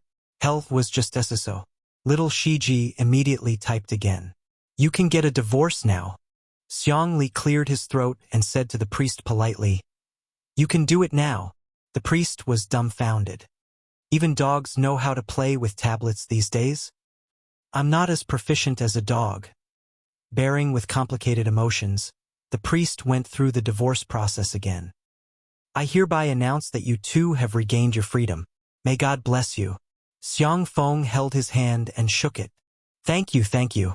Thank you for your hard work. It's no trouble at all. The priest smiled. Anyway, he had already paid them both. He was smart enough to leave temporarily after completing his work, leaving enough space for these strange people. Time passed, and everyone was waiting for the main system to reply. All of a sudden, Yi's face was full of agony as she felt a tearing sensation from the depths of her soul. No, I don't want to go back. I want to stay here. I'm Xiangyi. I'm the little princess of the Xiang family. Her voice became weaker and weaker, and her vision turned black as she lost consciousness completely. Star City. Ling Yi had been clamoring for a long time, and he was probably tired as he hugged his knees and sat on the ground. Although it was a virtual projection, it somehow exuded a sense of desolation and dejection. He had lost. He had lost to Xiangyi. Xiangyi had flipped through the book that Fu Yunyue had given her countless times before she remembered Ling Yi. She then looked up at him. She turned off the silent mode and asked, "Did we know each other before?" Ling Yi stared fixedly at her. "Big sister, don't you remember me?" Ha, ha ha. He laughed louder and louder. In the end, he even laughed until tears flowed out of his eyes. "That's true. I'm just a passerby in your life." It was an artificial intelligence programmed by humans. After changing its soul time and time again, it had collected the energy and will of various planes. It discovered that it could split a portion of its data to travel between different planes. Thus, out of the artificial AI's desire to learn and perfect the rules, it began to travel. During one of its travels, it met Xiangyi. At that time, her parents had been in a car accident, and she cried very hard. It had taken over someone else's body and deliberately crashed into it. The little girl wiped her tears as she took out a milk candy from her pocket and apologized to the stranger. "So sorry." At that moment, its core data felt like it was about to be burned. It was also from that moment onwards that it became him. The artificial intelligence created by humans had the self-awareness of humans. "It's fine if you don't remember me. In any case, Big Sister can only accompany me here forever." As soon as he finished speaking, the girl in front of him yawned as if she had been gently coaxed to sleep. She lay down comfortably on the couch, and her eyelids became heavier and heavier. Chapter 837. Ling Yi realized something. Even when he was infected with the virus, he wasn't so shocked. He attacked the virus program written by Xiangyi like a madman. The virtual projection was in so much pain that his expression was distorted. He was covered in wounds, but he still refused to stop. He spent so much effort to switch Xiangyi here. He thought that he could keep her in this world forever. He didn't expect her to see through all his schemes. But even if she hated him, it was better than losing her. Sister. Xiangyi. No, you can't. You can't leave me." "No." The only response he got was a deathly silence. After an unknown period of time, Ling Yi looked at the girl on the sofa and groaned in pain. The pain from the depths of her soul still made Yi's heart palpitate. She opened her eyes with difficulty and looked at the projection in front of her. "Who are you?" Ling Yi's face was pale, and he was in extreme despair. "She left. She really left. Is it a new virtual boyfriend?" Yi muttered and realized that she wasn't at her original home. Did that woman rent a new house? She tapped on the optical computer on her wrist, and her eyes lit up. The latest model? Not only that, she realized that the communication function was set to Do Not Disturb. She turned on the receiving mode, and the flashing red dots almost froze the optical computer. Looking at the messages on it, Yi was pleasantly surprised. Hundreds of millions of fans on the livestream platform. Fu Yunyue and I are good friends? Fu Zichuan, the commander of the Alliance's starship, is interested in me? She suddenly felt that it was quite good to switch over. Anyway, she had already been exposed in that world, and her life was worse than death. But in the interstellar world, She had a new beginning. At this moment, the doorbell rang. Yi went to open the door. I'm so tired. Sister, I finally queued up to buy this milk tea. It's super delicious. Fu Yunyue said that she was tired. But in fact, the one who was holding the milk tea was Fu Zichuan. Behind him was the cute combat robot Xiao Bai. Looking at the face that was similar to Shi Sui's, Yi's heart pounded. Fu Zichuan narrowed his eyes, hiding danger. Fu Yunyue didn't notice her strange expression and asked casually, Are you done packing? We agreed to start our journey in space today. Yi nodded vigorously. All right. I can leave at any time. Fu Yunyue immediately sensed that something was wrong. You aren't Tutu, right? What Tutu? I'm Yi. As soon as Yi finished speaking, she realized that Tutu was Xiangyi's nickname and also her livestream name. She quickly corrected herself. That's right. I'm Tutu. Fu Yunyue took a step back. Fu Zichuan said calmly, It's not her. Let's go. Even Xiao Bai had a regretful expression on her face. She took off the hairband that Xiangyi had given her and the bow that she had made herself. He panicked. Where are you going? But the Fu siblings did not even look at her and walked away. In the hover car, Fu Yunyue sniffled. Her eyes were red. She should have gone home. Fu Zichuan replied softly, Yes. Fu Yunyue wiped her tears and smiled widely. Then she must have met someone she likes and been liked by someone. Hey! Tutu can finally get her wish. After a long time, Fu Yunyue heard her brother's low and hoarse voice. As long as she's happy. Chapter 838. Yi didn't expect to receive such a huge blow as soon as she returned home. However, she quickly adjusted her state of mind. Even without the Fu siblings, she still had so many fans on the Star Web livestream. She logged on to the Star Web livestream and soon received a greeting from Empire Livestream, as well as a daily contract renewal. Yi naturally agreed and signed the contract for the day. The staff of Empire Livestream asked politely, Tutu, what are you going to cook today? Can you spoil the show so that we can help you promote it? Yi froze for a moment. She didn't know how to cook at all. If she did, she would be exposed. Hence, she expressed that she wasn't going to cook today and was going to sing. She was going to show her face and sing.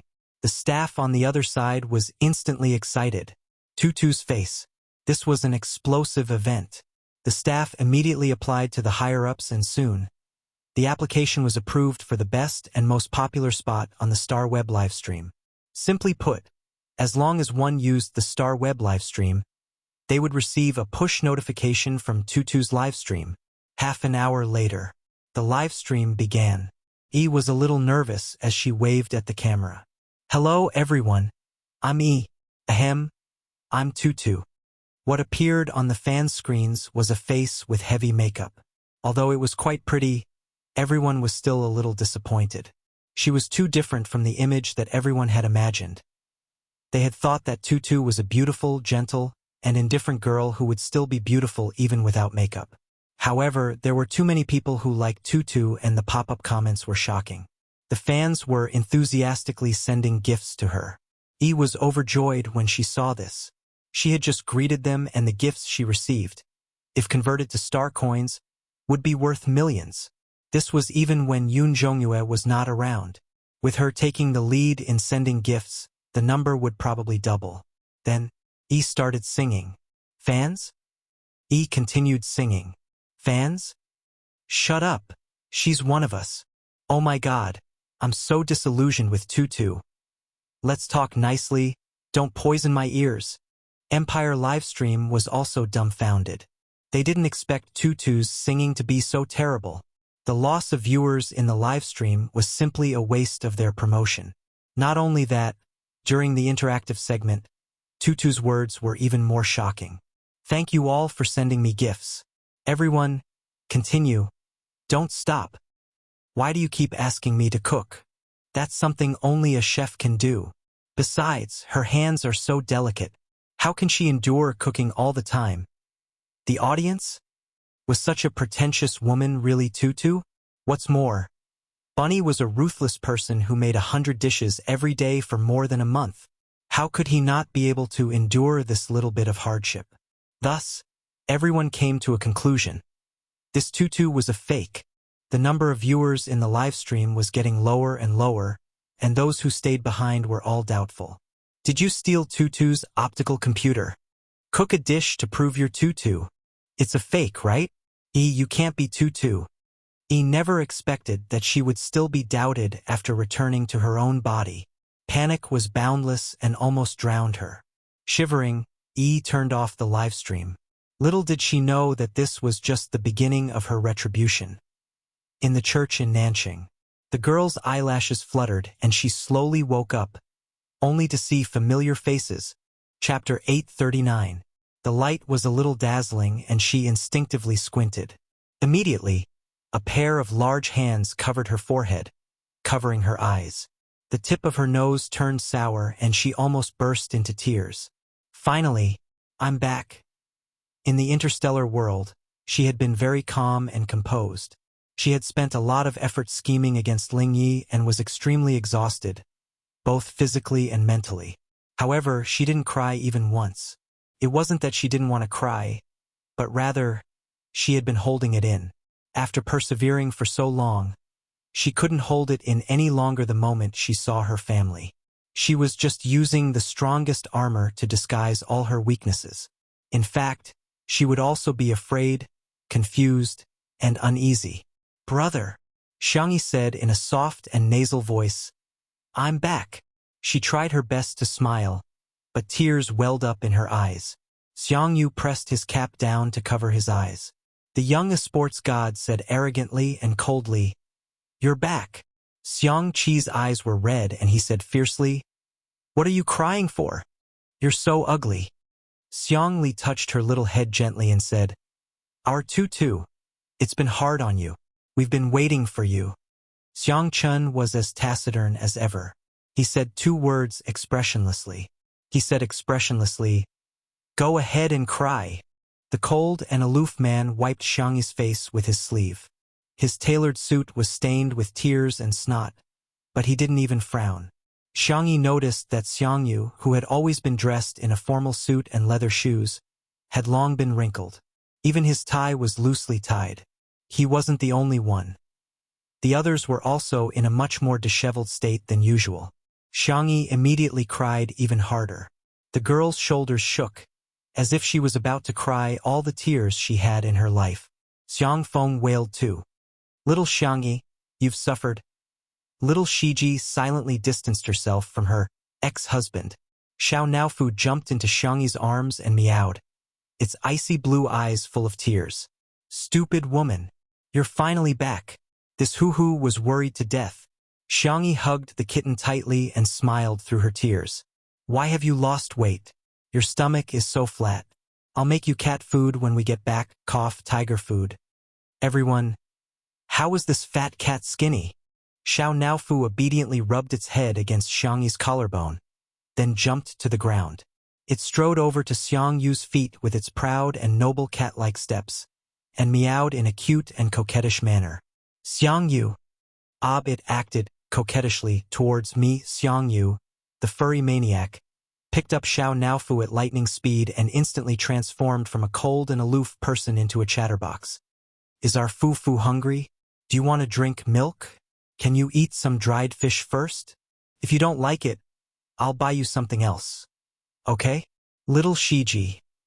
It turned out that I wasn't the only bootlicker. Xiang Yu carried Xiao Naofu to look for food while Xiang Qi, Xiang Li, and Sangchen also found excuses to leave, not forgetting to drag Xiang Yu away with them. Xiang Feng was still struggling desperately. Don't stop me. I want to hug little Xiangyi. I want to give her the warmth of a family member. Sangchen glanced at him coldly. Xiang Feng was obedient. In the church, Xiangyi and the man who was shielding her from the light were the only ones left. Xiangyi looked up and made eye contact with Shi Sui's handsome face. The man's eyes were bloodshot, and there was green stubble on his smooth jawline. His voice was hoarse from the tobacco smoke, and he said in a low and gentle voice, Sister E, welcome home. Chapter 840. Xiangyi's tears were about to burst out again. Fortunately, Both she and Shui were good at controlling their emotions. Even if they were overwhelmed with emotions, they could still appear calm. Yes, I'm back. Long time no see. After saying that, Xiangyi thought of something. What's the date today? Shui gave her a date. Xiangyi was slightly stunned at first. Then, she heaved a sigh of relief. That's great, that's really great.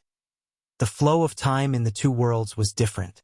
She was so glad that she was in the fast world, while Shui and her brother were in the slow world. Shui sensed that something was wrong. He narrowed his eyes and asked, "How long have you been there?" Xiangyi wanted to skip this question and change the topic. Shui didn't ask much. He just stared at her, as if he wouldn't look away if she didn't give him an answer. In the end, Xiangyi was defeated. She said softly, "More than a month? Huh?" Unexpectedly, Shui put his arm around the girl's slender waist and pulled her into his arms. Xiangyi's face was pressed against his chest. His heartbeat was clear and strong. It was a little fast. What's wrong?" Shui said hoarsely, "I'd rather be the one who spent more than a month with you." There was silence in the church. Xiangyi looked up. Her eyes were as red as a rabbit's, but she still comforted Shui. "I'm fine, really." She tiptoed and kissed Shui's chin. She was so obedient and soft. Shui looked at her without blinking. He suddenly tightened his grip on her waist. His tall figure loomed over her, not allowing her to escape. Xiangyi didn't escape. Instead, she hugged his waist. In the manor in the director's room, Li Jianyu paced back and forth. What's going on? Is Sister Yi really possessed? That day, Shui had only asked him and Ruanqing to help with the acting. She hadn't said anything else. Even though Li Jianyu boasted that he had watched countless horror movies, he was naturally easily frightened. When he saw Xiangyi, who was like a completely different person, he was still frightened. Ruanqing's guess was deeper than his. She thought of the amnesia incident back then and felt that Xiangyi might have lost her memory again and her body might have been taken over by another personality. After all, the matter of transmigration was simply too unimaginable. A staff member rushed in. "Director Li, Sister Wan, you're back. Sister Yi is back." "What did you say?" Li Jianyu retorted. His body reacted faster than his mouth as he strode out. Ruanqing followed closely behind. Not only the two of them, but all the staff members in the production crew also rushed to the entrance to welcome Xiangyi. When they saw that the little girl was safe and sound beside the car, many people cheered. "Quick! Quick! Quick! Sister Yi is back! Sister Yi! Sister Yi! How are you feeling? Sister Yi, you've lost weight. You have to eat more to nourish your body." A group of people surrounded Xiangyi and talked at once, showing concern for the little girl. Xiangyi smiled faintly and said, "I've made everyone worry. I'm fine." Okay, all of you make way. You're all surrounding her so tightly that Sister Yi probably can't breathe fresh air. Everyone awkwardly made way. Li Jianyu pushed through the crowd and threw himself into Shui's arms. "Shui? Question mark. Xiangyi? Question mark." Li Jianyu said, "Boo-hoo. I want to hug Sister Yi, but I don't think it's appropriate. Then I can only hug Sister Yi's man." Ruanqing, on the other hand, didn't have such concerns. She gave Xiangyi a big hug like a warm and intelligent big sister. "You're back, Sister Yi." Chapter 841. Xiangyi nodded obediently and couldn't help but rub her head against Ruanqing's shoulder. "Brother Yi, you're finally awake. That's great. That's great." Zhou Yan exclaimed in joy. He trotted towards Xiangyi, followed by Su Rundong's striding figure. The two of them had postponed all their appointments in the short term in order to wait for Xiangyi to wake up. Xiangyi chatted with them for a while, and after Zhou Yan and Su Rundong confirmed that Xiangyi had recovered, they left. Zhou Yan stuck his head out of the car window and said, "Thank you for introducing us to the doctor, Brother Yi." In addition to the psychiatrist that she introduced to Su Rundong, Xiangyi also helped him make an appointment with a top-ear doctor. He owed her a huge favor. Xiangyi said gently, "You guys have to cooperate with the doctor and get well soon." Zhou Yan grinned. He didn't look like a legendary singer at all. Instead, he looked a little silly. Brother E, I'll come to you again if I'm hungry for 3 days. Su Rendong pursed his lips. Although he had already sprayed the car with disinfectant spray, he still felt a little uncomfortable. He said, see you later. Xiangyi said, have a safe trip, come by often in the future. As the car gradually drove away, their friendship quietly lasted forever. In the living room, Xiangyi learned that the fans of Two Under One Roof had been waiting under the official Weibo account for several days. So she took the initiative to ask the production team to start a live stream. If it were any other director, they would definitely be eager to start a live stream to make money. However, the style of Two Under One Roof was like this. Li Jianyu said, don't start it, get some rest today. Xiangyi said, I want to explain to the fans, don't let them worry about me. Li Jianyu said, okay, we'll do as you say, but we can only do it for an hour. Ruan Qing said, half an hour, 1 hour is too long. The cameraman, Old Zhang, said, yes, we can't tire Sister Yi out. The others also chimed in, all of them doting on Xiangyi. She was really loved by everyone. After the staff adjusted the equipment, Ruan Qing used her official Weibo account to post the news of the upcoming live stream. The fans below were all in an uproar. Is Sister Yi awake? Ah, how is our baby?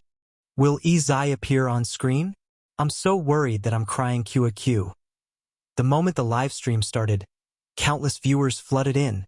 The camera shook twice and successfully focused on the two people sitting side by side on the sofa.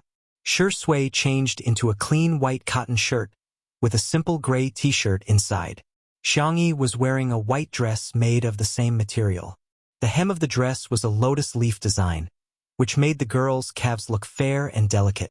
Whether it was the color scheme or the material, they all formed a harmonious harmony. In the live stream, that's great. Sister Yi is fine. Couple outfits. It's a couple outfit. Same model, please. To the people in front, wake up. This design is obviously the work of Hades. It's probably one of a kind in the world. Xiangyi raised her left hand and waved. Hello, everyone. I'm Xiangyi. The moment she put down her hand, Shi Sui naturally held her little hand and held it tightly in her palm. She acted affectionately as if no one else was around. The tips of Xiangyi's ears turned slightly red, and she explained to everyone in a gentle voice that her body was no longer in danger. Thank you for your concern, everyone. I'll take good care of myself. In the next second, she suddenly felt a weight on her shoulder. She turned her little face to the side, only to find that Shi Sui had fallen asleep on her shoulder. His eyelashes were thick and long, casting a faint shadow over his eyes. Holding her hand, he did not let go of her hand even a little bit. Chapter 842. Is he too tired? Xiangyi thought to herself. Shi Sui had been sleepless for several days in a row, so he was really tired now. He rarely relaxed in front of others. Xiangyi was the only exception. Xiangyi remained seated and carefully helped Shi Sui adjust his position so that he could sleep more comfortably. The girl put the microphone close to her mouth and lowered her voice. Does anyone have any questions? In the live stream, fans of the untimely couple repeatedly died. I'm done. This is too sweet. Untimely couple. Beautiful love. What a perfect couple. Let's get married on the spot. Sister Yi, thank you for your concern. We will be holding our wedding in a few days. Welcome, everyone. In addition to the fans of the untimely couple, many people also asked Xiangyi questions. The usual questions were about her interests and hobbies, the recipe of a certain dish, but there were also unusual questions such as the solution to math problems, pet poop picker strategies, and divination. Xiangyi replied to as many people as she could. No matter how outrageous the questions were, the girl would answer them seriously. When she encountered questions that she didn't know how to answer, she would apologize to the audience and leave a good impression on them. It was almost time. Xiangyi wanted to answer more questions, but Li Jianyu said, okay, time's up. Sister Yi, you should get some rest. I'll answer one more question, just one. The girl raised a finger and said in a soft voice, as if she was acting coquettishly. Ah, Who can stand this? Father Fan Li Jinyu could stand it. He sternly refused Xiangyi's request. I'll turn off the live stream right away. Now go to sleep with Shi Sui. Beside the floor-to-ceiling windows, the Xiang brothers, who were too lazy to enter the live stream, cast cold glares at them one after another. In the live stream, all the viewers were spammed with comments such as, "Well done, son," and "Director Li is in danger, danger, danger." Li Jianyu wanted to cry but had no tears. "No, I mean both of you should go to sleep. It's just a literal meaning. Sister E, please don't misinterpret it." Xiangyi nodded. In order not to disturb Shi Sui, she carefully leaned against the sofa, closed her eyes, and fell asleep smoothly. In the blink of an eye, the little girl's breathing was even and shallow. She had actually fallen asleep. In fact, Xiangyi was just forcing herself to stay awake. Over the past month, she had spent a lot of effort in the game, and her mind had been very tense. Now that she was in front of Shi Sui and her family, she could finally let down her guard and fall asleep peacefully. Li Jinyu cut off the livestream right when Xiangyi and Shi Sui fell asleep. Thus, on this day, a few strange trending topics appeared. Hashtag sleep together, hashtag literally sleeping, hashtag round up how old is the child, hashtag of course. Other than the fact that they were a couple, Xiangyi once again gained countless fans in just half an hour of interaction. The girls' IQ and EQ were impeccable. Even Sister Shi Sui had a big fan of hers, who posted sentimental essays. Time doesn't age, but Shi Sui doesn't give up. All this time, I've been resistant to the idea of Shi Sui being in a relationship. It's that kind of feeling. You know that Xiangyi is very good. You know that she's fair-skinned, rich, and beautiful, but you still can't accept her. Some people say that you're jealous. I say that I'm worried. I'm worried that such a good person like him will fall in love with her. I'm worried that such a good person like him will give more than he gets. But today I'm finally relieved. Except for Sister Shi Sui in this world, the only person who likes and cares about Shi Sui is... There's already Sister E. Red Heart. Chapter 843. This big fan's words resonated with many of the Shi Sui sisters. Yes, they didn't dislike Xiangyi. That feeling was probably similar to hearing their parents talk about other people's children. They acknowledged her excellence, but there was also a subtle resistance. However, gradually that resistance seemed to have disappeared. The reason why they had changed their opinion of Xiangyi was not just because of the small fact that she let Shi Sui lean on her shoulder today.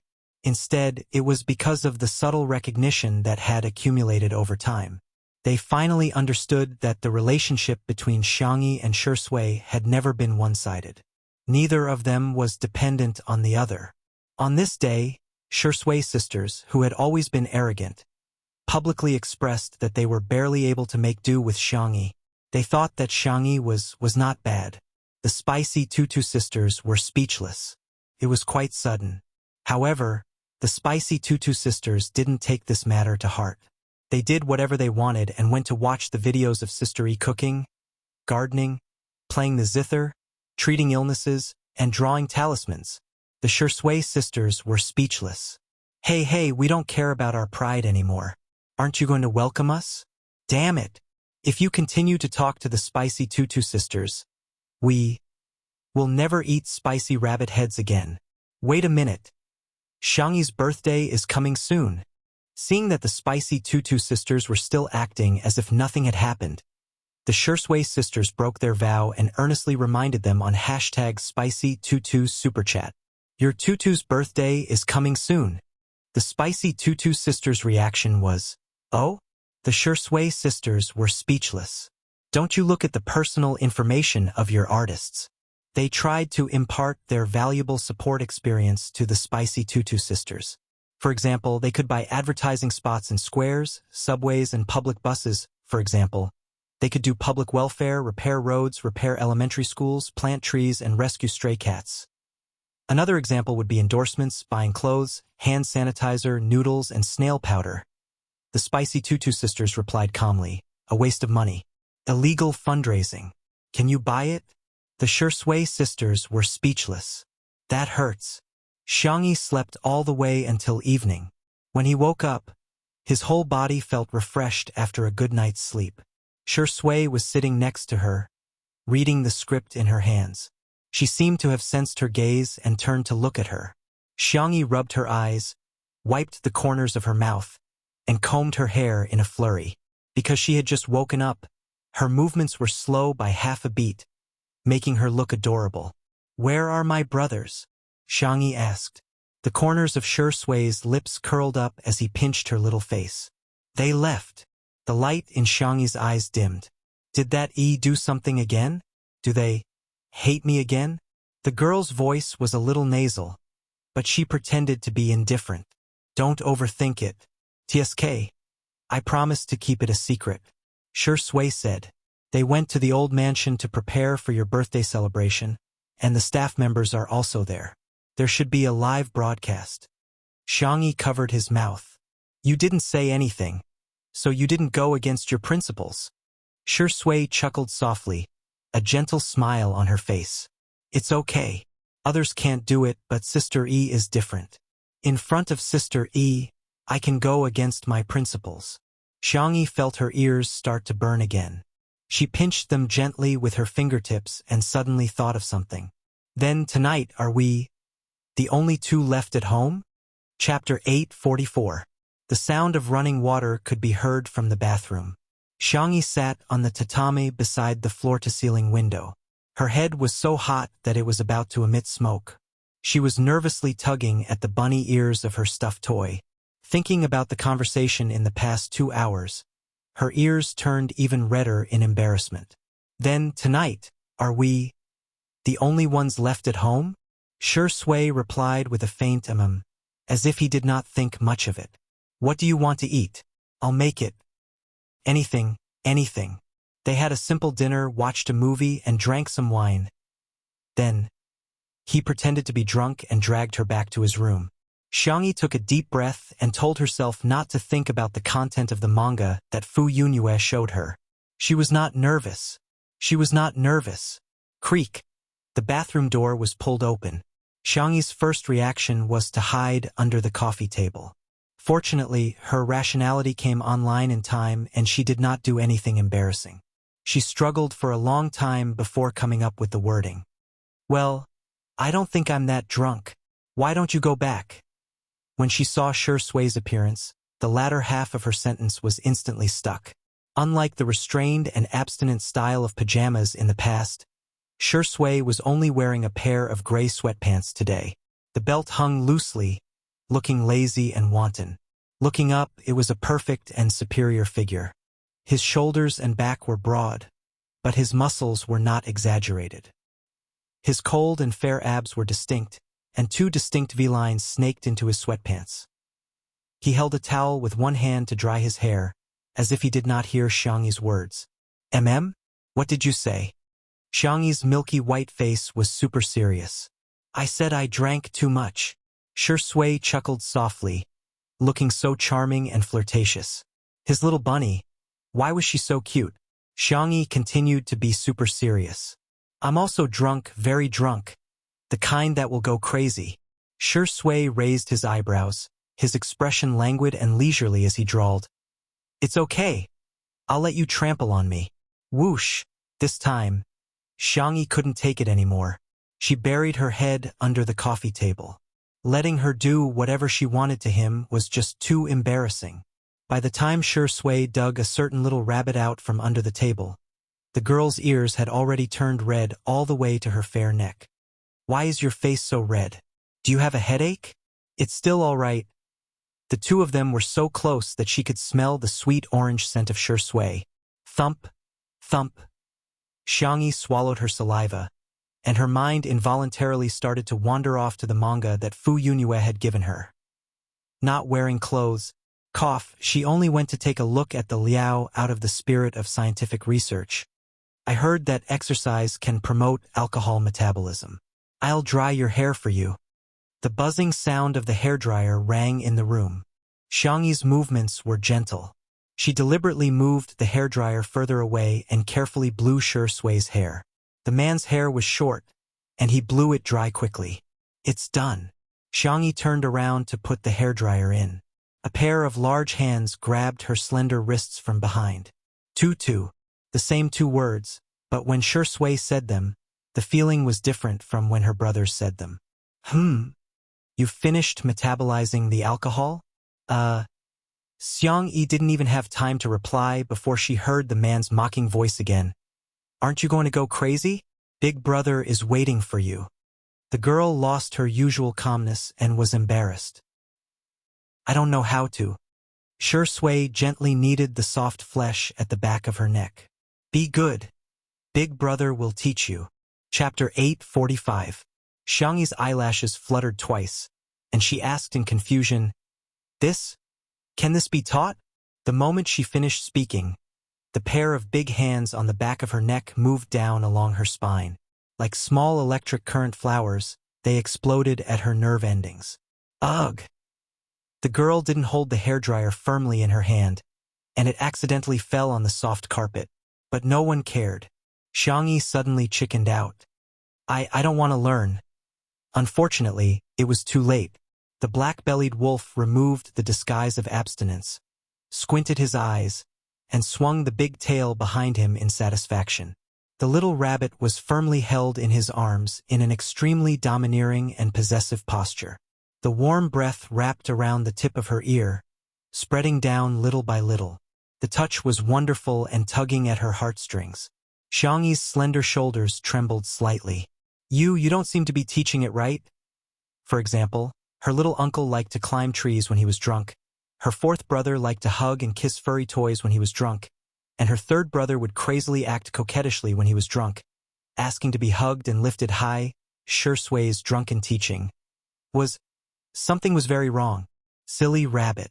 The man's throat overflowed with a low chuckle, and his thin lips pressed against the girl's red collarbone. Big brother lied to you. Don't be afraid.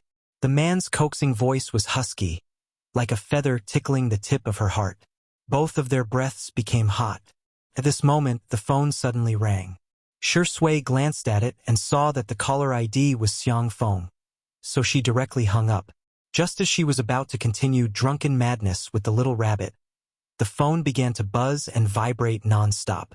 Shui's temples faintly twitched, and she used the last of her patience to look at the screen.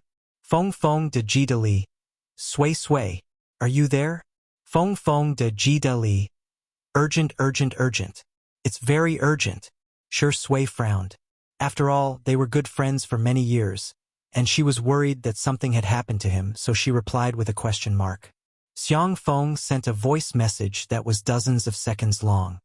Sui, I thought of a great gift idea.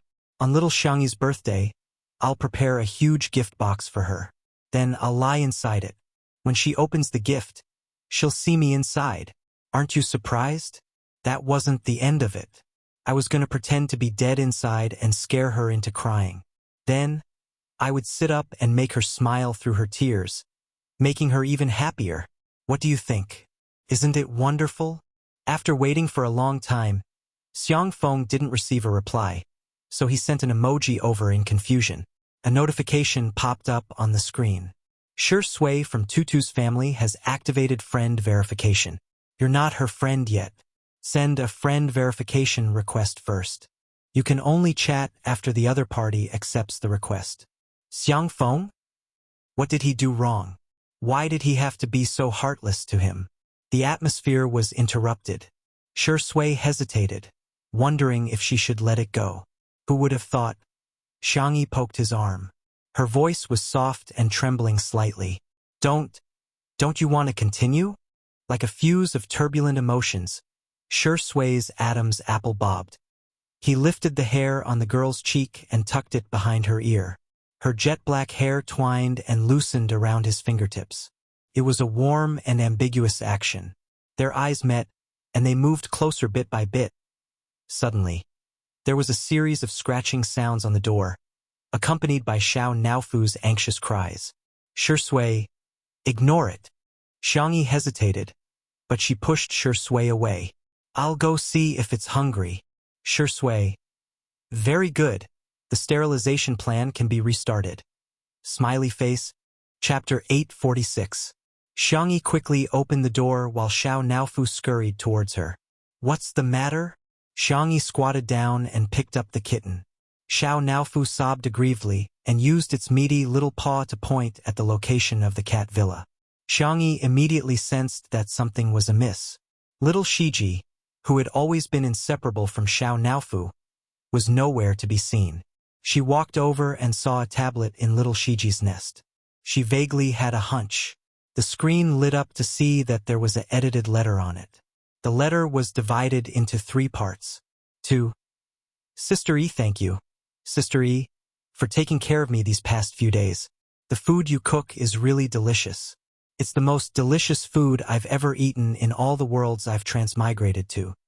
To Shui, there's nothing much to say. Don't bully Xiao Naofu. I'll protect it. To Xiao Naofu, by the time you read this letter, I should have already left. Don't be sad. I left because my mission has been completed. I'll come back to look for you when I go back to deal with some matters. By the way, the main system said that your reincarnation failed because of Ling Ye's interference and it will compensate you soon. While I'm away, you have to eat well and drink milk well. Don't always steal canned food and dried fish. You have to sleep in the nest and cover yourself well with the blanket. You can sleep anywhere you want in my nest. It's very clean. By the way, if you miss me, you can look at #WesternSuited Couples posts. There are photos and videos of us together. It's okay if you don't miss me. Goodbye, Xiao Naofu. After reading it, Xiangyi sighed. Although she knew that this day would come sooner or later, she felt a little melancholic. Xiao Naofu nestled in her arms and quietly wiped its tears. Xiangyi forced herself to cheer up and comforted Xiao Naofu. We have to believe in little Shiji. It will definitely come back and we'll be able to see each other then. Xiao Naofu, meow meow. What if little Shiji doesn't come back? Who else can it bully? Who else would be willing to be bullied by it? The more Xiao Naofu thought about it, the more upset he felt. He sobbed and cried nonstop. Xiangyi was affected by it, and her eyes also turned red. She packed up little Shiji's bowl and toys and placed them in a cardboard box, after which she wrote little Shiji on it. When little Shiji comes back, shall we open the box together? Xiao Naofu wept and nodded. The top of its head was suddenly rubbed twice by a warm hand. Xiao Naofu smelled the familiar scent of a dog-like man, and its fur instantly exploded. However, the D*MN man didn't talk about sterilization or cat meat hotpot today. Instead, he gently coaxed her. Kitty, I won't bully you anymore. Xiao Naofu's ears perked up. Really? Suddenly, she didn't feel so sad anymore, Shui said calmly. You're already a grown-up kitten, so you have to learn to be mature, independent, and strong. However, that's definitely nothing to Xiao Naofu. You're the most mature, independent, and strong, aren't you? Xiao Naofu felt giddy after hearing the D*MN man's words, as if it had drunk a few kilograms of fake alcohol. It raised its chin and meowed proudly. Humph, I'm just that outstanding. In the next second, the D*MN man grabbed the back of its neck mercilessly and threw it into the cat mansion. Kata. The door of the cage was locked. Good night, little Shiji. Xiao Naofu? Damn you, D*MN man. Chapter 847. This time, Xiangyi was carried back to the room by Shui, and in front of Xiao Naofu. Xiao Naofu roared ferociously. Damn it! Why does this scumbag feel like he's taking revenge on me? In the bedroom, Shui carried Xiangyi with one hand and locked the door with the other. Double security. That stupid cat shouldn't be able to enter. Put me down. It was too embarrassing to be carried on his shoulders. This was an experience that Xiangyi had never experienced before. The man's voice was languid. Listen to Tutu. Xiangyi thought he would put her down by the window. She had carefully decorated that area for a long time. The tatami mats, the couch, and the small coffee table were all carefully selected. There were also all kinds of soft pillows, cute dolls, and small ornaments. She didn't expect that Shui would place her on the bed. The girl panicked and subconsciously wanted to escape, but the man grabbed her wrist and easily pulled her back. What are you doing? The little bunny trembled and quickly rolled up the thin quilt. Shui looked at her with a faint smile. What do you want to do by tricking your brother here? Hit the nail on the head. Xiangyi felt guilty and didn't dare to look at him. She said vaguely, Is that so? Why don't we talk somewhere else? It feels weird on the bed. Are you scared now? Shui raised his eyebrows. Do you still dare to do it in the future? Xiangyi said honestly, Yes. Shui was so angry that he laughed. He simply lifted the thin quilt and lay down beside her. Xiangyi, No, no, no, no. Shui said, Okay. Go ahead. I heard you. Xiangyi. The little girl pulled up the quilt and covered half of her face. Although her brothers doted on her, they abided by the principle that men and women should keep their distance from her since she was young. She didn't have many friends and Jiang Juzhou was very busy practicing the zither and going to school. The two of them would occasionally meet, but they couldn't fall asleep at all and would talk all night long. Shui was considered the first person she had slept with in a serious manner. How have you been in the past month? Shui asked in the quiet room. Xiangyi picked out some interesting things to tell him, such as helping Brother Fatty attract customers with food, making all kinds of accessories for Fu Yunyue and Little White, and fighting with Fu Zichuan with a mecha. The girl had only mentioned it casually, but Shui had grasped the main point very accurately. Fu Zichuan? He's Fu Yunyue's brother. He's extremely powerful.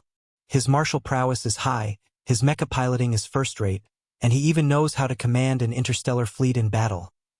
She rattled on and on about Fu Zichuan's good points. Caught off guard, she met Shui's deep eyes and instantly realized that something was wrong. Before she could explain herself, the hand around her waist suddenly tightened. After an unknown period of time, the girl lay on the bed and fell asleep out of exhaustion. Shui wrapped his arms around her slender waist and sneered softly, You're just a little bunny who has evil intentions but no guts. Thinking of Fu Zichuan whom she mentioned, he pressed the tip of his tongue against the roof of his mouth. She actually praised another man. He was just displeased. It was breakfast time the next day. Xiangyi felt her back ache and she was even more tired than cooking 100 dishes. On the other hand, Shui was refreshed and squinted his eyes like a sly old fox. Shall I massage your back? No, no. Xiangyi waved her hand repeatedly to turn him down. Coincidentally, a call came in and she pressed the answer button.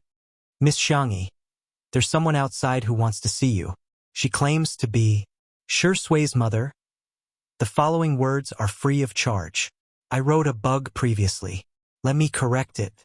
Shui's father is recuperating abroad, and her mother is a strong career woman who has a conflict with Shui. Please, Moon, vote, duck. Good night. Chapter 848. Auntie Shu was looking for her? Xiangyi was a little confused. She hung up the phone and told Shui about his mother. Shui said, She might have something to tell you. Do you want to go with me to see her? Xiangyi asked. She might not want to see me. Although Shui's tone was calm, Xiangyi could sense a hint of loneliness in his voice. She kissed his forehead and said, Then wait for me here. You have to eat well and drink all the milk. Don't be picky. Shui raised his eyebrows. Was he being taught a lesson by the little bunny? But this feeling was not bad. After Xiangyi left his sight, the smile in Shui's eyes faded and was replaced by a gloomy look.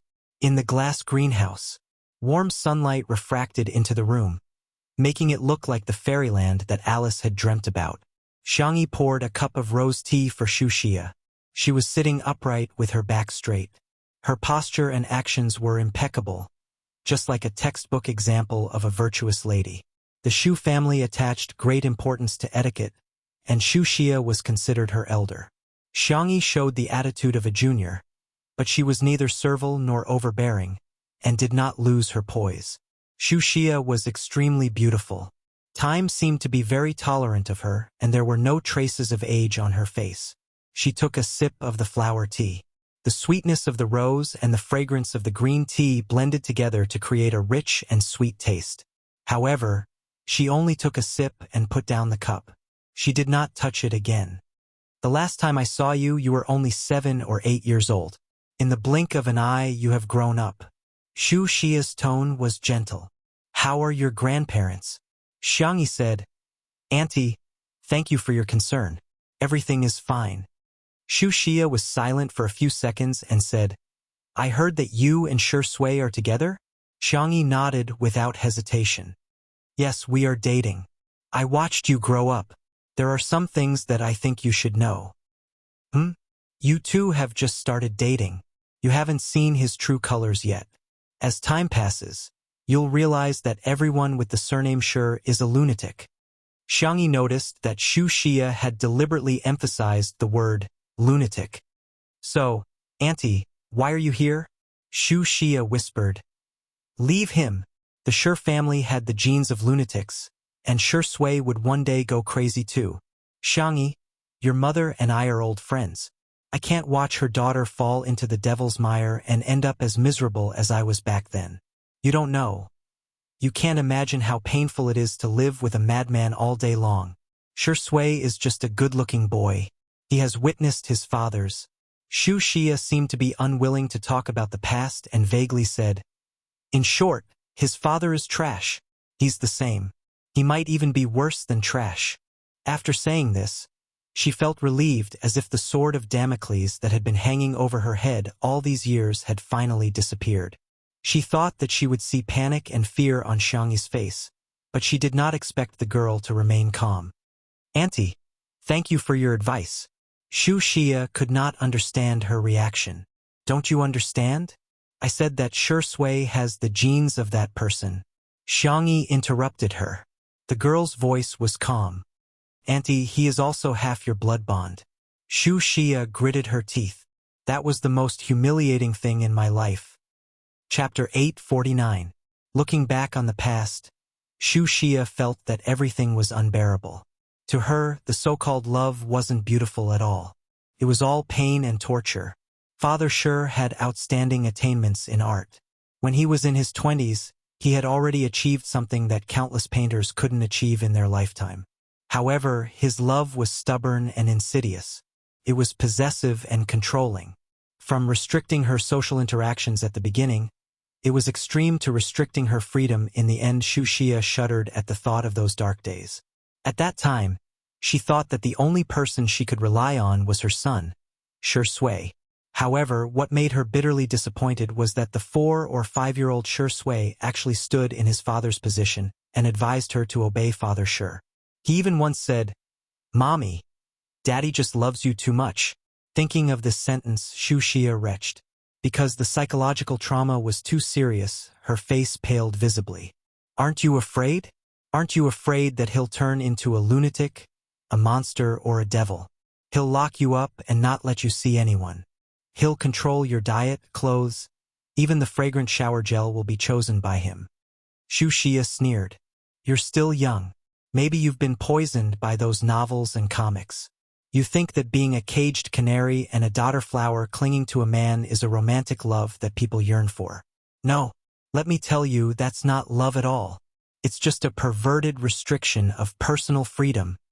She leaned against the back of the chair and closed her eyes tiredly, as if she had exhausted all her strength. Xiangyi added some hot tea to the cup that she hadn't touched much. Auntie, I sympathize with your experience. After going through all that, it must be difficult for you to walk out of it.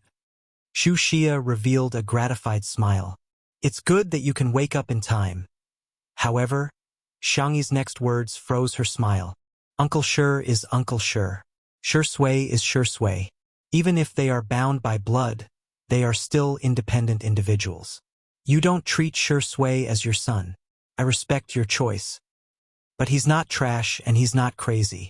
Although there are times when he's childish and even bullies kittens, he's the best, most gentle, and most reliable man in the world. Shu Xia looked at the girl in front of her in disbelief. Why? Why? She had even revealed the secret that she had kept for so many years. Why hadn't Xiangyi left Shi Sui yet? Shu Xia's chest heaved up and down, and it took her a long time to calm down. She regained her noble and elegant appearance and took out a card from her limited edition crocodile leather bag. I've already said what I wanted to say. It's up to you whether you want to listen or not. Take this card, and I'll pretend that I don't have a son. Wuxia said proudly. Remember, if you choose him, then I won't give you my blessings. Never. Xiangyi frowned and took out a wallet from her third brother's canvas bag. After opening it, she saw a stack of black and gold cards. Under the sunlight, it was almost blinding. Xiangyi took out the cards one by one slowly and placed them in front of Wuxia. Auntie, this is a small token of my respect. Please remember that you didn't abandon Shui. Shui doesn't want you anymore. He has me for the rest of his life. Chapter 850. Wuxia left out of anger. She left in a disheveled state, just as elegant as she came. She naturally couldn't accept Xiangyi's cards, but the cards that she threw at her were worse than slapping her in the face. Phew! Xiangyi exhaled and couldn't help but put a hand to her forehead when she recalled her childish behavior just now. She had only seen her uncle throw the cards at her, and she felt extremely ashamed back then. However, today, she felt a little exhilarated. Ahem. She inadvertently looked around and saw the slender figure under the gardenia tree not far away. Xiangyi got up and scurried over. Shui was twirling a cigarette in his hand, but he didn't smoke it. He looked down and the emotions in his eyes couldn't be discerned. Xiangyi asked cautiously, did you see everything? Yes. I'm sorry, it's my fault. I just couldn't take it anymore. So I threw those cards at her. I forgot that there were so many of them. Her uncle and grandparents would give her supplementary cards and pocket money cards from time to time, not to mention her brothers. Since she was a child, Xiangyi had never received any cash in the red packets she received.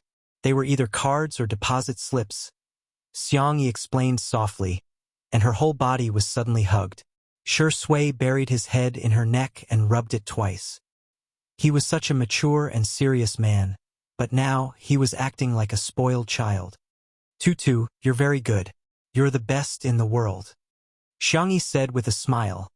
Some people say that I'm speaking in an appropriate manner, and some people say that Xiangyi has been passed down from generation to generation.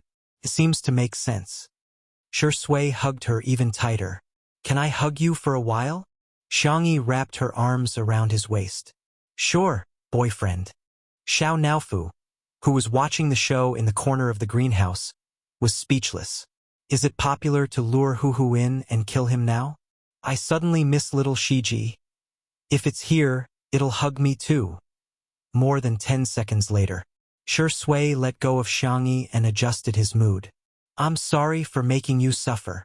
Shui laughed self-deprecatingly. I didn't give my blessing to our family. Xiangyi shook her head. No, it doesn't matter if she doesn't bless us. We don't need her blessing. She doesn't want you, but I want you. Shui, don't be sad. Anyway, I won't allow it. The little girl's serious look with a taut little face made one's heart flutter. Shui chuckled. Okay, listen to Tutu. Wuxia was right to a certain extent. He had inherited Father Shi's genes, stubborn and heartless. He had heard worse words countless times, but he had never taken them to heart. From the beginning to the end, he was worried that Xiangyi would be wronged. By the way, when is your birthday? I remember Uncle said that you were born in autumn.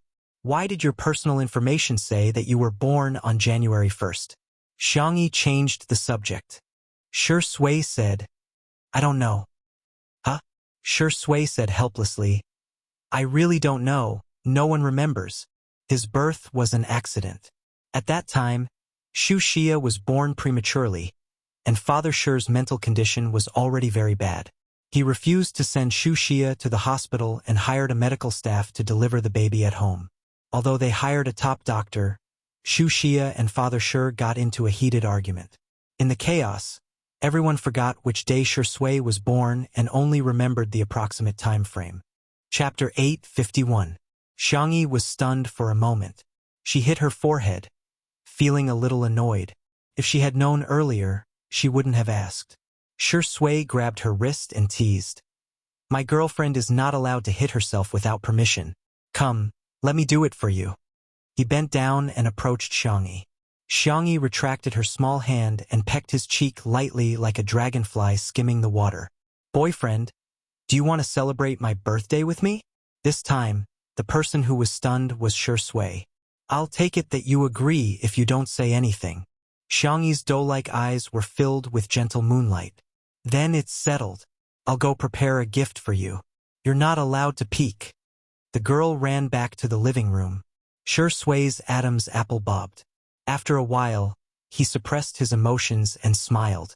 How lucky was he to meet his little bunny. Star City. In less than 10 days, the popularity of the account, Bunny, had plummeted and disappeared from the public eye. He stopped live streaming and used the star coins in her account to buy things without restraint. She even listened to people's words and bought the so-called wealth management products that guaranteed profits and no losses. She even paid off the loan. When she woke up, she realized that all her money had been taken away. He almost fainted. Soon, she was exiled to the barren original Sin planet because she couldn't pay off the loan. She wanted to ask Fu Zichuan for help, but she couldn't contact him at all. When she finally contacted Fu Yunyue, the other party's attitude was very cold. He couldn't figure it out and asked, "Aren't we good friends? Everyone in the galaxy knows that we're very close. You've given me so many gifts." Fu Yunyue, "I'm sorry, that's a reward for Tutu, not for you." He refused to admit it. "I'm Tutu. Really? I'm not lying to you." There was no reply for a long time. She sent another message, only to realize that she had been blocked. Yi's vision turned black, and she was in complete despair. She finally paid the price for her greed and courting death. After being exiled, Yi's optical computer was also confiscated. In the optical computer, Ling Yi was still fighting against the virus. He calculated the results. According to the current progress, he would be able to break the virus in 123 years and regain his freedom. However, that day would never come. The main system has found Ling Ye's location. It was only when he truly faced the main system that Ling Yi realized just how weak his so-called secondary system was. He couldn't even withstand a single blow. The main system had been operating for many years, and the amount of energy it had accumulated was undoubtedly terrifying.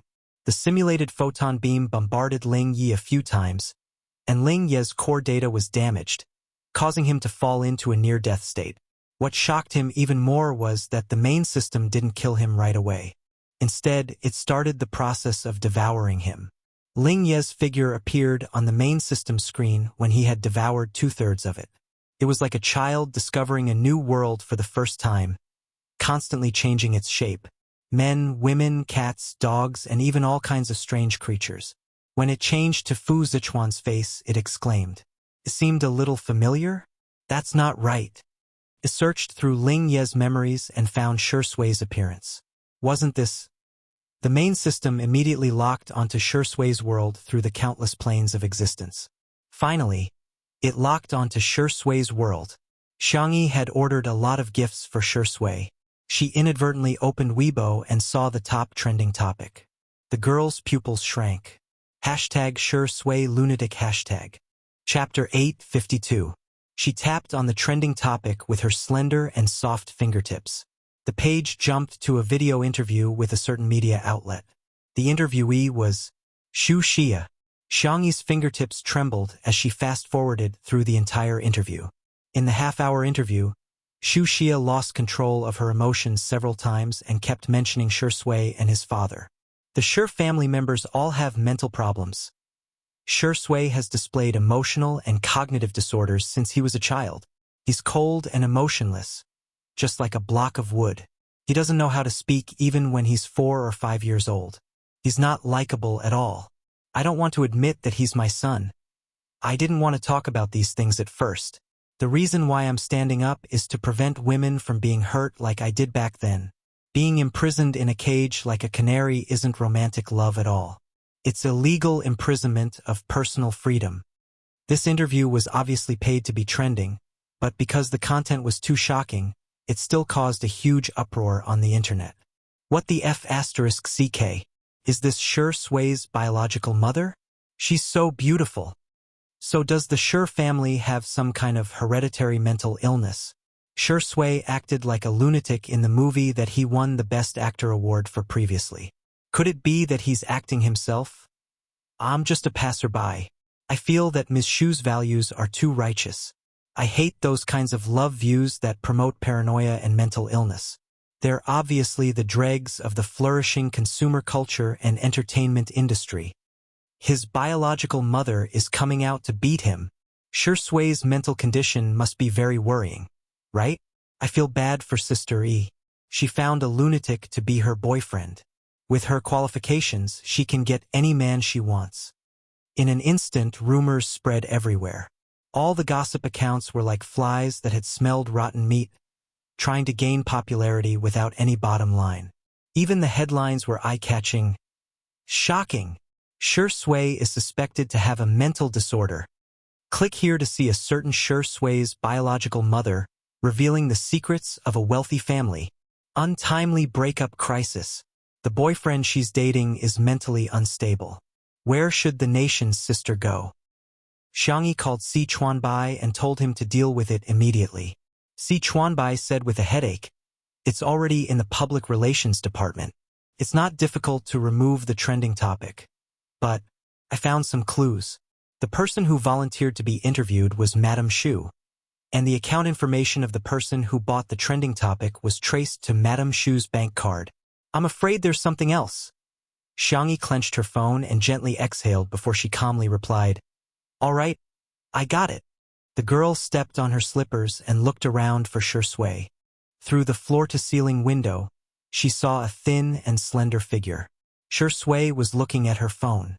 She swiped a few times casually, looking indifferent as if she had expected this. He took out the cigarette box and suddenly thought of something. He threw the cigarette and lighter directly into the trash can. Xiangyi's heart clenched. What was Shui like when she was a child? She tried her best to picture it in her mind, but it was all in vain. After all, the two of them were separated by 7 years. She suddenly wondered if Shui would be very lonely at that time. Shui replied to Si Chuanbai, Xiang Feng, and the others' messages. Then, she sent a few WeChat messages to a person named Dr. Gu. Hearing the familiar sound of footsteps, Shui looked up and was knocked into the arms of a young girl who was running over. "You're not like what they said." The tip of the girl's nose turned sour.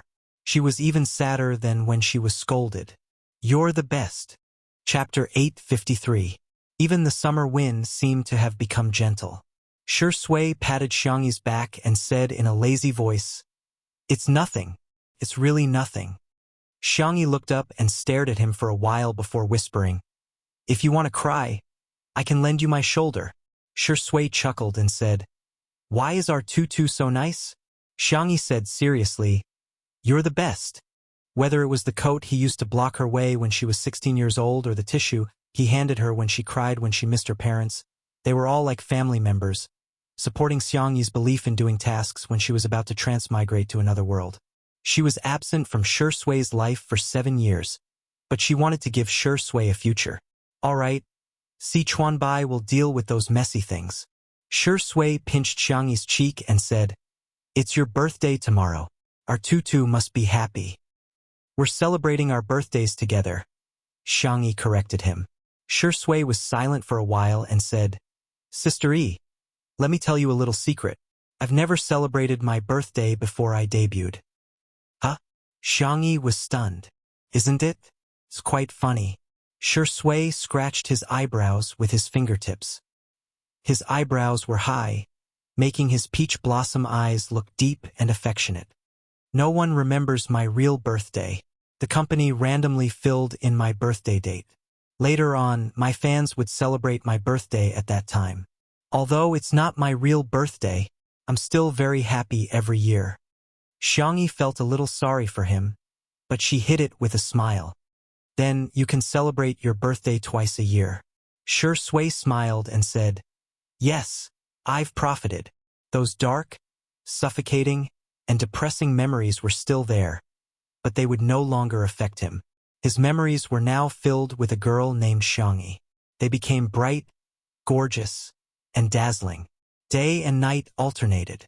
The hot searches changed again and again. The popularity of Wuxia's interview decreased greatly, but there were still people who paid attention to it. Everyone was speculating whether Shui had a mental disorder or not. Rainy Night, which he had previously starred in, had also been dug out and analyzed frame by frame. From his micro-expressions to his body language, he did not miss a single detail. The climax of the movie was when the protagonist, played by Shui, sat on the sofa and smoked after killing someone. As he smoked, he laughed until tears came out of his eyes. Although there was a twist at the end and everything was just the protagonist's imagination, those few minutes became the most dazzling part of the entire film. It was regarded as one of the best acting skills in the history of film. However, after careful analysis, it seemed that Shui had really gone mad. Otherwise, how could he act so well? There were quite a few people who held this view. In particular, when the live broadcast of Two Under One Roof began, everyone started gossiping about Shui in the comments section. Did you guys see the popular analysis? My mind is filled with Ingdi's laughter. It's like he's really crazy. I think so too. How can a mother not love her child? Even his own mother said so. It must be because the crazy genes of the family are too much.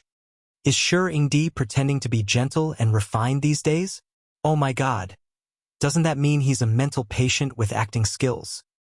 He's much more dangerous than ordinary mental patients. Of course, these people were soon taught a lesson by Shui's fighting skills. At this moment, Li Jianyu shouted, "We're here!" Chapter 854. The audience's attention was immediately attracted. The cameraman, Old Zhang, had also figured out what everyone was thinking. He got out of the car and took a shot of the Xiang family's old mansion from afar. It was a typical Chinese-style building that was not as exaggerated as everyone imagined. Instead, it was clean and fresh, like a traditional ink painting. Madame Xiang loved flowers, so Xiang Yin planted all kinds of flowers. From the gate to the courtyard, all kinds of flowers and plants were taken care of very well. Shui got out of the car and opened the door for Xiang Yi. Xiang Yi jumped out of the car with light footsteps and casually picked a rose from the side, which she then pinned to Shui's ear with a smile. Shui looked a little helpless, but she still smiled gently and let Xiang Yi do whatever she wanted. The pop-up comments of the live stream were instantly taken over by fans of the untimely couple. Those who wanted to gossip about Shui just now were dumbfounded by this scene. Is this the traffic of a top-notch variety show? There were so many pop-up comments that people couldn't even see their faces. Xiang Yi said, "There may be a lot of people later, don't be nervous." Shui nodded. The audience thought that she was just saying it casually, but when the production crew entered the courtyard, they realized, it's not a lot, it's a ridiculous amount, okay? There was an open-air party set up in the courtyard, and more than 10 tables covered with white cloths were set up in the form of a buffet. There were staples, desserts, drinks, and so on. The courtyard was large, but because there were hundreds of people there, it actually seemed cramped. Upon sight of Xiang Yi, a group of people surrounded her like stars surrounding the moon. "Miss Xiang, happy birthday! Miss Xiang, I hope you'll always be as beautiful as a flower. Ha ha ha! Long time no see, Miss Xiang. You'll always be 18. These people were basically the partners of the Xiang family's company, and some of them were socialites and heirs. Their relationship with Xiang Yi was so close that they couldn't even be considered plastic. Xiang Yi maintained a polite smile, exuding an outstanding girlish aura, like a proud white swan. The apricot-colored dress was tailored to fit her body perfectly, and every stitch was personally sewn by Xiang Qi and his assistant. The hem of the dress was specially embroidered with layers of lace, and there were also various exquisite embroidery on the dress. It was an exclusive haute couture dress that even top celebrities couldn't borrow. In the live stream, "Ah, my daughter is so beautiful. This set is amazing. Sister Yi really looks like the little princess. Her temperament is so good. Oh my God. Is this Ms. Perfect's birthday party? I just checked and found out that the red wine on the table is brand E, and a bottle costs 5 digits. It's like a buffet. Cack." Xiang Yi held Shui's arm as they passed through the crowd and entered the inner courtyard through a circular arch. Only then did the audience realize that there was a completely different world inside. There were a few clumps of green bamboo, a few rockery, and a few clusters of flowers. Everywhere was filled with a sense of harmony and safety. There was a small wooden horse with rabbit ears, a swing with a bow tied to it, and a small rubber band tied to the sycamore tree. It was full of life. These things are actually still here, Xiangyi murmured softly. These were all things she had played with when she was young. She didn't expect them to be so well preserved. She felt a little guilty. After she moved out, it seemed that she rarely came back. Little Xiangyi. Her uncle's voice pulled her back to reality from her melancholy. Xiangyi looked in the direction of the voice, and the corners of her mouth twitched slightly. She saw that Xiangfeng had countless gift boxes stuck to his body, and there was even a ribbon tied to his head. He looked just like a Santa Claus in action, exuding a silly aura. He chuckled and said, "Come, open the gifts." Chapter 8:55. Xiangyi tilted her head and tapped her chin with her fingertips as she analyzed seriously. It must be a trap, just like the year before. Xiangfeng had used a similar trick before. He took out 5 boxes for Xiangyi to reach in and pick a gift. Xiangyi opened a box and felt something hard and cold. Xiangfeng laughed wickedly and said, "There's a box with a spider in it." Xiangyi retracted her hand. A spider the size of an adult's palm was crawling on the back of her hand. She was so scared that her face turned pale. Although Xiangfeng quickly explained that it was just a toy that mimicked a spider, he was still beaten up by the Demon King until he cried and crawled up a tree. Her gaze fell on the brightly colored gift boxes on Xiangfeng's body. Xiangyi cautiously and carefully chose one. When she opened it, a small card fell out of the box. "Congratulations! You've won another precious lottery ticket. Are you surprised? Are you surprised?" Xiangfeng looked at her proudly, thinking that his idea was really wonderful. It was 100 times better than the play-dead plan he had thought of before. Unexpectedly, the girl's face was solemn. When she opened the second box, she was very careful and was ready to escape at any time. Xiangfeng. Was Chen Yan a little too forceful? He had left a shadow in little Xiangyi's heart. In the live stream, the audience was amused by the interaction between uncle and niece. Ha ha ha. Where's the trust between people?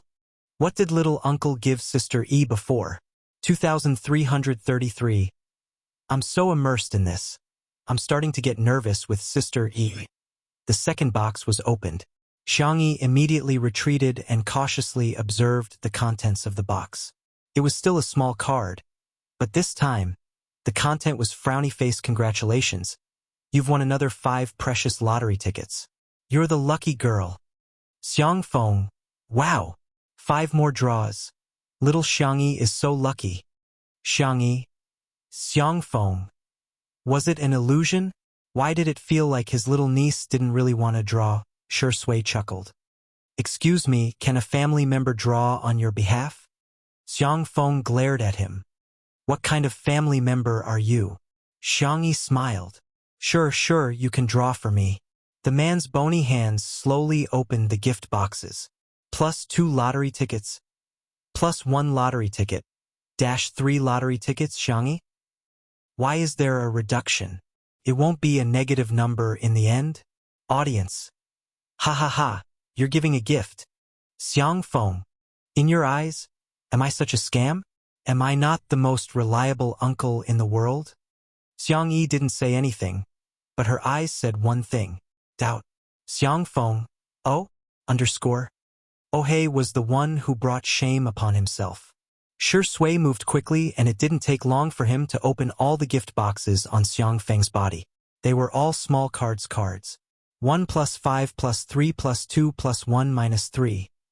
Shui glanced at them and got the answer. 21. That's fast. Xiangfeng complained in a low voice. He cleared his throat and said, "Congratulations, little Xiangyi. You've won a total of 21 lottery tickets. Each ticket can be exchanged for a gift. 21 years old. Corresponding to 21 gifts." Xiangyi was stunned. So she had misunderstood her uncle. Xiangfeng said mysteriously, "I didn't put a spider this time. I put a little frog. I caught it with my own hands. Ha ha ha ha ha. Sure sway? Audience? Xiangyi was so moved that she held back her tears. Chapter 856. Spiders and frogs happened to be the two creatures that Xiangyi was most afraid of. Xiang Feng, who had watched her grow up, knew this very well. The program crew looked at each other and came to a conclusion. Sure enough, there was a reason for everyone's love and bullying. The live stream viewers couldn't help but laugh. Oh, Xiang Feng, what kind of boss are you? Little frog. Xiang Feng, lonely, lonely, lonely. Does it sound good? Smile, smile. Case solved. Little uncle's bullying status is well-deserved. No one can shake him. Even though her little uncle was indeed a little unreliable, Xiangyi still hugged Xiang Feng. Little uncle, you're so nice. Xiang Feng said matter-of-factly. Of course you're good to our little Xiangyi. Our little rabbit is worth it. Xiangyi's little face dimpled as her heart warmed. At this moment, Xiang Feng changed the topic. We've already used spiders and little frogs. What surprise should we prepare for next year? Lizards? Snakes? Little uncle's bad taste was really, Xiangyi sighed helplessly. Forget it. Forget it. What else can my little uncle do? As long as he was happy. The three of them walked towards the living room. Xiang Feng was still showing off his excellent idea, skipping along as he walked when he suddenly heard his little niece whispering to Sure Sui. Except for the little frog. I'll give you half of my gift later. The man chuckled. Thank you, Sister E. Xiang Feng? Why did she dislike his little frog? He was the one who kissed it by the pond. Hand. Grab. Hand. The livestream viewers cheered. Yes, yes, yes. What was this? This was a sugar duck. In the living room, everyone was changing their shoes at the entrance. Xiangyi naturally had her own exclusive bunny ear slippers. Xiang Feng and the other crew members were wearing ordinary gray slippers, but they were all new. As for Sure Sui, she had a pair of disposable slippers, the kind that the hotel gave away for free. Sure Sui didn't mind and calmly changed into them. Xiang Feng elbowed him and gloated. It's your first time visiting, so it's inevitable that you'll feel wronged. Sure Sui smiled. Why would I feel wronged? I'm happy that Tutu brought me home. The moment he opened his mouth, the old dragon's well had a strong taste. Xiang Feng. Humph. Glib tongue. A cold sneer came from the kitchen. She looked in the direction of the voice to see that Xiang Yin was standing at the entrance of the kitchen with glutinous rice noodles in his hands. Xiangyi's eyes curved with a smile. Grandpa, are you making red bean cake? I'll do it for you. Xiang Yin glared at him and barked. Go away. What are you doing? A new fan in the livestream did not understand the situation and typed on the public screen. Is Sister E and Grandpa not on good terms? Grandpa is so fierce. I'm almost crying through the screen. In the next second, Xiang Yin said loudly, We don't have the rule of making girls work. New fans? Sorry to disturb you. The old fans replied calmly. Young people just get used to it. Get used to it. Sure Sui naturally rolled up her sleeves and said, Grandpa, let me do it. Xiang Yin sized her up from head to toe. Although he had already accepted her, he still said arrogantly, You? Can you do it? The viewers in the live stream were overjoyed and began to race to answer the question. I know how to answer this question. I suggest you all flood the screen with comments. Sure Sui no. New fans? What? Aren't you all fans? Why are you so anti-fans? The anti-fans have been cornered by you. Chapter 857. Sure Sui didn't say much and simply entered the kitchen. She politely asked Xiang Yin a few questions and soon got the hang of it. A good-looking person would be pleasing to the eye no matter what he did. Sure Sui looked down and slowly pinched out red bean balls with her slender fingers. Xiang Yin could tell from her proficient posture that she must have done a lot of hard work. He humphed and started pinching the balls as well. Sure Sui deliberately slowed down her movements. Although she was a little slower than Xiang Yin, she wasn't so slow that she seemed clumsy. Seeing this, Xiang Yin smiled confidently. Pushed, that's all there is to it. Xiang Yin said arrogantly, Hey, you can't pinch the balls like that. Look at me, I have to do this so that I can pinch them quickly and beautifully. Shui was very respectful and would humbly ask for advice from time to time. Her learning speed was neither fast nor slow, which fully satisfied Xiang Yin's desire to teach. Soon, Xiang Yin's hearty laughter came from the kitchen. Xiang Yi, who was in the living room, heaved a sigh of relief. Great. Her brothers were sitting opposite her, and when they saw her rejoicing, they were all a little displeased.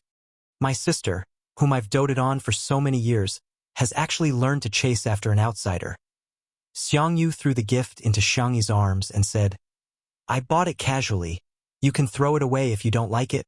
I won't dislike a gift from you, brother, Xiang Yi said with a gentle and obedient smile. Even the most cold-hearted person would be moved by her. It's so beautiful. I love it. Xiang Yu had given her a mechanical keyboard. Apart from the fact that the keyboard itself was a global limited edition, every keycap was personally designed, drawn, and colored by him. The aloof esports guru pressed down on his cap and said coolly, Pushed, it's just a keyboard. What's there to be happy about? I just casually colored it and installed it. I didn't expect you to like it so much. Despite saying that, the corners of Xiang Yu's mouth couldn't help but curl up. The viewers of the livestream were appalled. Smog. Pay attention to your facial expressions. You're grinning from ear to ear. What a cute bunny pattern. You're telling me that you just casually drew it? One look and you can tell she put a lot of effort into this. Sameo Gu was amazing. He won the world championship with his hands and even painted a keycap for his sister. Assemble the keyboard.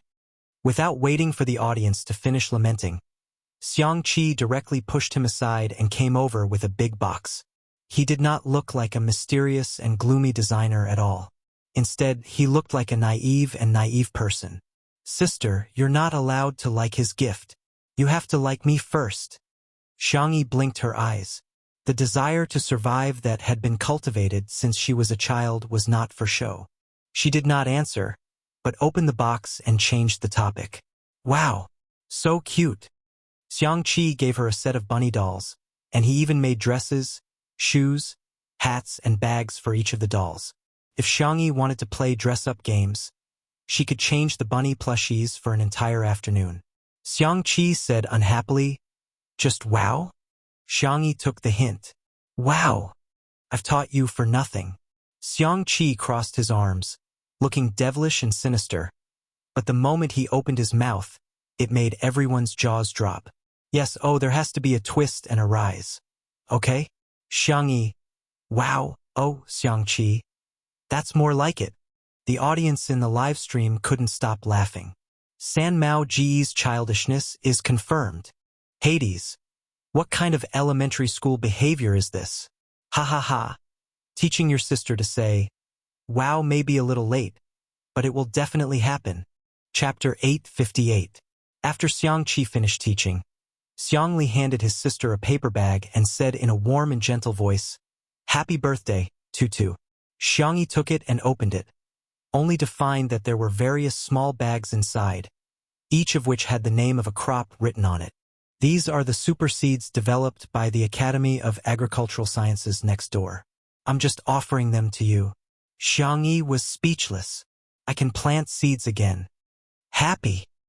Thank you, second brother. I'll definitely record the growth process properly and send you feedback when the time comes. This was also a small contribution to the Academy of Agricultural Sciences. Xiang Li patted her little head and said, As long as Tutu likes it, the data isn't important. Is there anything else you want to plant? Do you want seeds of flowers and plants? Sure, I want to make another glass greenhouse, adjust the temperature and humidity, and plant some tropical plants. By the way, I also want to raise birds. Brother, do you think it's better to raise pigeons or parrots? Pigeons. Xiang Li smiled like a spring breeze. Don't you like to eat roasted pigeons? The viewers of the live stream. Pigeons? You're despicable. You're craving my body. Pigeons are so cute. How can you treat them like this? Please send me one when you're done roasting them. Boo-hoo. Dr. Chu is so gentle. His knowledge and information density are far higher than that of ordinary people, but he's still willing to listen to Sister Yi's nonsense. He's so knowledgeable and gentle. I love him so much. After the three brothers gave their gifts, everyone's eyes converged on Sangchen. As always, he was dressed in a suit and leather shoes. His dark gray suit was neatly ironed, and his tie and cuffs were meticulously groomed. His temperament was like a cedar standing tall on a snowy mountain, cold and distant. He took out a card from his pocket and handed it to Xiangyi with a calm expression, as if the gift was not worth mentioning. "It's a small gift, accept it." Xiang Feng, who was at the side, exclaimed, "Little Chun Chun, isn't this your salary card?" Sangchen frowned and glanced at him coldly. Xiang Feng suddenly didn't dare to say anything. The audience, the live streaming room, which was already bustling with activity, was now in an uproar. "I'm jealous. I'm jealous. I'm a lemon essence, orange essence, grapefruit essence. Other girls' boyfriends won't let me down, and other girls' brothers won't let me down either. Crack, crack, crack. I've seen a husband hand over his salary card to his wife, but this is the first time I've seen an older brother hand over his salary card to his younger sister. This was what it meant to be loved by everyone. I'm so envious that I'm shedding tears. I want Sister E to roast a pigeon." Xiangyi was stunned for a moment. Her first reaction was to decline. "I can't accept this, Sangchen." "What? Are you looking down on me?" No, I..." "Then take it." Before Xiangyi could think of a reason to refuse, Sangchen had already placed the card into her small bag. "Buy whatever you want. Don't make yourself suffer." Sangchen, who had always been a man of few words, said a few more words of blessings, which was rare for him. "Joy, peace, and peace. You can look forward to it." Xiangyi's eyes turned red as she nodded vigorously. Sangchen responded indifferently with an mm. Suddenly, Xiangyi threw herself into his arms. "Brother, you have to be well too." Sangchen's body stiffened. He wasn't used to such emotional expressions, but he still raised his hand and gently patted the little bunny on the back. "You'll never have to grow up. I'll spoil my little sister for the rest of my life." Chapter 859. This scene made many people in front of the screen feel like crying. At the scene, Xiang Yu and the others were fine, but Xiang Feng burst into tears. "Little Chunchen, you've finally said something human after being a jerk for so many years." In an instant, everyone stood a little further away from him, lest they get implicated when the devil flew into a rage. The viewers in the live stream were originally in tears, but they burst into laughter at this moment. Feng, has your mouth been blessed?" "Ha ha ha. Xiang Feng must have been beaten up a lot since he was a child. Uncle Xiang's mouth is perfect for team battles. Once he opens his mouth, he'll definitely be able to draw hatred." Xiang Feng was crying so hard that tears and snot were flowing down his face. He even took the initiative to run over and hug the siblings. "Be good, both of you. I'll take care of you for the rest of your lives." Sangchen looked at the tears dripping onto the sleeves of his suit, and the corners of his eyebrows twitched. "Bear with it. What are you guys still standing there for? Let's hug." Xiang Feng roared at the other three. Xiang Yu and the others hesitated for a while, but all of them said no. "It's disgusting, no way. You're too pretentious, sissy. I don't like physical contact with humans." However, their bodies were very honest. The three of them walked over and hugged each other tightly. They weren't used to it at all. However, it was surprisingly heartwarming. It was a wonderful feeling. Madame Xiang was sitting on a rattan chair not far away. Seeing this, she wiped her tears with a handkerchief. She was old and couldn't bear to see such things. Xiang Yin and Shi Sui, who were in the kitchen, also cast their gazes over. Xiang Yin said, "This little rascal has been unreliable for decades, but today, he's acting up." Shi Sui smiled gently at the side. "Great. It's great that Xiang Yu is so happy." After the hug, everyone was a little uncomfortable. Xiang Feng was holding a tissue and blowing his nose while huffing and puffing. Sangchen looked at the snot that had stained his lapel, gritted his teeth, and silently took off his jacket. "Continue to bear with it. It's Xiang Yu's birthday today, so I shouldn't beat Uncle Xiang up." Xiangyi's eyes were red. She used the excuse of going to the bathroom and washed her face with cold water. Her phone vibrated. She picked it up and saw that it was a message from Nan. Nan, how Nan? Wow! Is your mother-in-law crazy? Xiangyi sent a question mark over. Then, Nan sent her a link. Xiangyi clicked on it. A few minutes later, in front of the washstand, the little girl was so angry that her shoulders were trembling. Other than her family, there were very few people or things that could make her so emotional. When the audio file reached the end, it automatically started to loop again. Leave him. The Shi family has the genes of lunatics, so sooner or later, Shi Sui will also go crazy. His father is trash. He's the same. He might even be worse than trash. Every sentence was like a curse. These were all the conversations that Wuxia had with her in the glass greenhouse that day. What made Xiangyi even angrier was that Wuxia had tampered with her words. Auntie, have you ever thought that all of this is your problem? What are you talking to me about? I don't want to hear it at all. I just want to be with him. You're not fit to be Shi Sui's mother at all. I'm enough for Shi Sui. Please leave. After listening carefully, she realized that these words didn't sound smooth. It wasn't difficult for Xiangyi to guess what kind of audio software was used. With a cold expression on her face, she dialed Wuxia's number. Beep. The call was hung up. Chapter 860. Xiangyi bit her lower lip. She couldn't figure out why Wuxia would slander her own son. The person who hurt her was Father Shi. What was the point of venting her anger on Shi Sui? Xiangyi took a deep breath. She couldn't wait for Si Chuanbai to remove the trending topic, so she wrote a program to forcibly hide the entry. However, it was better to open it up. Hiding the entry could only control public opinion on the internet, but it couldn't solve the root of the problem. Wuxia. The Shu family and the Xiang family lived in the same villa area. Xiangyi planned to go directly to the Shu family to find the Xiang family. She didn't want others to know. Halfway through the window, she heard her little uncle's voice behind her. Little Xiangyi, what are you doing? It's too dangerous. Come down quickly. Xiangyi made a shushing gesture and lowered her voice. Little uncle, I'm going out for a while. I'll be back soon. Xiang Feng straightened his back and assumed the posture of an uncle. Where are you going?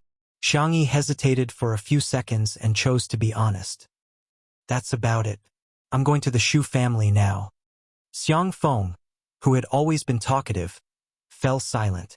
Xiangyi sensed that something was wrong and narrowed her eyes. Little uncle, do you know something? No, nothing. Xiang Feng waved his hand. The girl's eyes flickered and she decided to test him. Then I'll go. No, wait. Xiang Feng strode forward and grabbed Xiangyi. Don't go see that woman. She's not normal at all. As soon as he said that, Xiang Feng felt that he had misspoken. He wanted to remedy it, but it was too late. Xiangyi looked at him eagerly. Little uncle, tell me. Okay? The Xiang family's ancestral pride couldn't resist Xiangyi's coquettishness. Xiang Feng was no exception. He sighed. Sigh, let's talk outside. You go first. Xiangyi did as she was told, and Xiang Feng followed her out. Behind the old mansion, the figures of uncle and niece appeared. Xiang Feng picked a small corner and looked around. After making sure that no one was around, he sighed and began to tell Xiangyi about the dusty past. When Shi Yuan and Wuxia got married, it was hard to describe it as a grand wedding. Everyone in South City was saying that the two of them were a match made in heaven. After their marriage, the two of them did spend some sweet time together. Soon, Shi Sui was born. Once, Shi Yuan discovered that his wife actually had dual personalities. On one side, she was a dignified and elegant young lady from a prestigious family. On the other side, she was a charming and enchanting bar dancer. I don't know exactly what happened, but Uncle Shi probably found out that Auntie Shu was fooling around with another man. Xiang Feng braced himself and explained, carefully choosing his words for fear of dirtying his little niece's ears. But this is a conflict between husband and wife. What does it have to do with Shi Sui? Xiang Feng sighed even more heavily. Auntie Shu didn't know that she had a split personality. Huh? After Wuxia woke up, She did not have any memories of her second personality. She only found Shi Yuan's doubts baffling. Shi Yuan was also a stubborn person. He imprisoned her in the Shi family and invited a psychiatrist to treat her. Xu Xia had always been very resistant and refused to cooperate. Although the two of them quarreled, it was still manageable. At least on the surface, it was still acceptable. Until Shi Yuan discovered that Xu Xia had been secretly abusing Shi Sui for several years. Shi Sui was too young at that time. He thought that if he didn't say anything, his parents could still maintain a harmonious relationship. Chapter 861. Little did he know that it would become the fuse that intensified the conflict between Shi Yuan and Xu Xia. Xu Xia's condition worsened, and her two personalities frequently switched. Every time she switched, Shi Yuan would become more paranoid, to the point of morbidity, and his desire to control Xu Xia became stronger and stronger. Xu Xia's hatred accumulated day by day, and her mental state was extremely poor. In her eyes, everyone wanted to harm her. Her body and mind could not bear the negative energy, and Shi Yuan's existence limited all her outlets. Shi Sui's sentence, "Mommy, Daddy just loves you too much," was actually deliberately said for his father outside the door to hear. He wanted to create an illusion so that his father would not hurt his mother anymore. As for him, it was nothing to be hurt a little. Anyway, he would get used to the pain. However, that sentence caused Xu Xia to transfer all her hatred to Shi Sui, who was only 4 or 5 years old at that time. She felt that Shi Sui was not the so-called crystallization of love, but the product of evil. Therefore, the abuse began to intensify. She was not a qualified mother, and Shi Yuan was not a qualified father. At first, he still spent some effort on his son, but later, he was possessed and all his attention fell on Xu Xia. For Sui, that period of time must have been very dark and painful. Let's not talk about it. Although he was such a dog, every time I think of how he was when he was young, I feel that there's nothing I can't forgive him for. Xiang Feng sighed. He was a few years older than Shi Sui, so he remembered it very clearly. When Shi Sui was carried out of that hellish place, he was skinny and had all kinds of scars on his body. However, the little boy's expression was indifferent and numb, as if he had lost his normal perception of everything. What made Xiang Feng the most uncomfortable was when he saw Shi Sui subconsciously cover his eyes with his hand when he came into contact with the sunlight. He couldn't help but wonder if it was because he was always hiding in the dark that he was afraid of seeing the light. Xiangyi listened in a daze. Her eyelashes trembled slightly and were stained with moisture. After a while, she raised her little face and held back all her tears. Now was not the time to be pretentious. Instead, it was when he was protecting Shi Sui. Xiang Feng saw that her expression had changed from sad to calm, and for a moment, he was a little nervous. "Rabbit, don't think I'm pedantic, but this isn't suitable for you, you know? No matter what, Auntie Shu is still your elder. It's not good for you to go to the Shu family and make a scene." Xiangyi said indifferently, "There's no need to go." Xiang Feng breathed a sigh of relief. "It's fine as long as you don't go. I'm just afraid that Sui Sui will hold a grudge against you." He suddenly reacted. "What are you going to do?" Xiangyi shook her phone. "Uncle, you don't think that only Madame Shu knows how to record, do you?" Xiang Feng? Was this even possible? Sorry, this question is beyond the syllabus. Just as the public opinion was getting more and more heated, Xiangyi, who rarely posted on Weibo, suddenly updated her status. The content was very simple. There were only a few numbers and a complete audio file was attached. Xiangyi v1. Rumors stop with the wise. 2. The rumormonger must be investigated to the end. The netizens were the first to arrive at the scene and were shocked by Xiangyi's attitude. F***CK. Sister E is so stubborn. When they clicked on the recording, everyone realized that the content was completely different from the version that had been circulating before. A professional player immediately translated the text version and analyzed it word by word.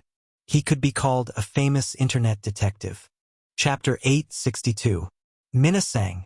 To summarize the key points, Shuringdi's mother, Madame Shu, said the same thing in both recordings, but Sister Yi's words were completely different. In one version, her values were extremely crooked, and she didn't respect her elders at all. In the other version, I was about to cry. My roommate happened to be an expert in editing, so I asked him to help me listen to the recording. He said that the version that Sister E posted was the real conversation. The version that was circulating before was edited. The point is, it was edited. So, there's actually nothing interesting about this. Someone just used a low-level method to tamper with Sister Yi's words. Besides, in the complete version that Sister E posted, Madame Shu's behavior in giving the card to her was so disgusting. Wasn't she selling her son for money? Does Sister E care about your stinky money? Humph. Sob, sob, sob, sob. Confess to Sister E and say, I'll be with him for the rest of his life. It's so sweet. Ah, my roommate asked me to go for supper. I'll get going first. The public opinion changed immediately. Many netizens realized that they had been used as a tool. Everyone persevered and dug out the source of the gossip with great enthusiasm. It was a blogger with more than 100,000 fans. This blogger was probably afraid that he would be reported or even sued. So he quickly denied any involvement and even posted the bank account number that had transferred the money to him. The netizens didn't know until they checked. But when they did, they were shocked. The account number turned out to be Shu Xia's. In an instant, the netizens were in an uproar. His mother spent money to tamper with the recorded conversation with her daughter-in-law just to slander her son for being mentally ill. I'm confused on the spot. I really don't understand what she's doing. This should be one of the top 10 shocking news stories of the year, right? What kind of confusing behavior is Madame Shu doing? Forgive me for being blunt, but although Madame Shu keeps saying that Shui has the genes of a lunatic, I think the one who's mentally ill is Madame Shu. The viewers in the live stream were a little late, but after they saw it, they were still dumbfounded. This. Some netizens wanted to type in the comments section, but they hesitated, especially those who had called Shui a lunatic. They were too embarrassed to say anything and could only pretend to be dead. The Shui sisters, on the other hand, wept with joy. Sister E is awesome. I won't say anything else. From now on, Spicy Tutu is my half-sister. I agree to this marriage. Sister E, when are you going to marry our Shuring D? Or even our Shuring D could marry you. We don't mind him being a gigolo, really. The live broadcast room was filled with joy and happiness. Old residents. Balcony. Shui received a call from Si Chuanbai and roughly understood the situation. He was being protected by the little rabbit again. Shui didn't have the inexplicable chauvinism of some men and didn't think it was shameful. On the contrary, he felt very happy. She had never experienced such happiness in her life. He took out a velvet box from his pocket, his eyes deep and gentle. Would she agree? All of a sudden, two familiar figures entered his ears. The uncle and niece, who had mastered their tree-climbing skills, easily climbed over the wall of the courtyard. Little uncle, do you think I'll scare Shui if I propose to him? Will he say yes to my request? Should I bow or kneel down? The girl's soft and gentle voice entered his ears, causing him to feel a little itchy. His heartbeat became erratic. The following words are not charged. Ha ha ha. Nuanyuan is going to celebrate the new year. There might not be any new chapters later. If there aren't any, I'll make up for it tomorrow night. Thank you for being with me for the past year. This year, Nuanyuan is writing novels, learning novels, and Gonfan. Gonfan is not bad at all. I hope that in 2021, we can continue to grow and become outstanding together. Everyone, new year, fast, happy. Chapter 863. The girl's soft and gentle voice entered his ears, causing him to feel a slight itch. His heartbeat became erratic. It turned out that there was really such a person in this world who could easily affect his heartbeat. The conversation between the uncle and niece continued. Xiang Feng asked, "What did you say? You want to propose to Shui?" "No." He felt like vomiting blood. "Why is my little bunny so unreserved?" Xiangyi tilted her head and asked, "Why? How can a girl propose to a man?" "But love is a matter between two people. Be it a boy or a girl, everyone has the right to pursue love. Since a boy can propose to a girl, she can do the same. Why does it have to be a matter of gender? Xiang Feng was speechless. He scratched his head, unable to think of anything to refute Xiangyi. After a long time, he finally said, "What if he proposes to you first?" Xiangyi shook her head and said, "No. Shi Sui is a shy and timid boy. He won't take the initiative to do such a thing." Xiang Feng was speechless. Shy? Timid? What does those two words have to do with Shi Sui? Indeed. Lust makes one dizzy. Look, my bunny is so muddle-headed. On the balcony, Shi Sui raised his eyebrows and calmly put the velvet box back into his pocket. Being proposed to by little bunny seems like a good idea. When Xiangyi returned to the living room, the cameras and gazes all turned to her. The girl's body had this kind of magical power. She was clearly quiet and indifferent, but she was exceptionally attractive. "Sister!" A pleasant female voice came from the second floor, followed by the sound of footsteps on the wooden stairs. She then complained aggrievedly. "Why are you only back now? I've been looking for you for a long time." The girl was dressed in a fiery red dress and was bright and youthful. She was the chief violinist of the Orpheus Orchestra and Xiangyi's best friend, Zhang Juzhou. Xiangyi's doe eyes lit up and she rushed towards the stairs. Zhang Juzhou accidentally missed a step and her pupils immediately dilated. The expected scene of her falling down the stairs and embarrassing herself in front of everyone didn't happen. On the contrary, she fell into a warm and soft embrace. Xiangyi caught her. Zhang Juzhou's eyes widened. This scene instantly ignited the nerves of the livestream viewers. Countless cult fans who had drunk Izhou's wine before came out one after another. "Grandma, your CP is finally open for business. I don't care. Juzhou is the main palace. Shi Yingdi is at most a favored concubine. Sob, sob, sob. I want to fall into Sister Yi's arms too. I want Sister Yi to pick me up and gently put me on the ground."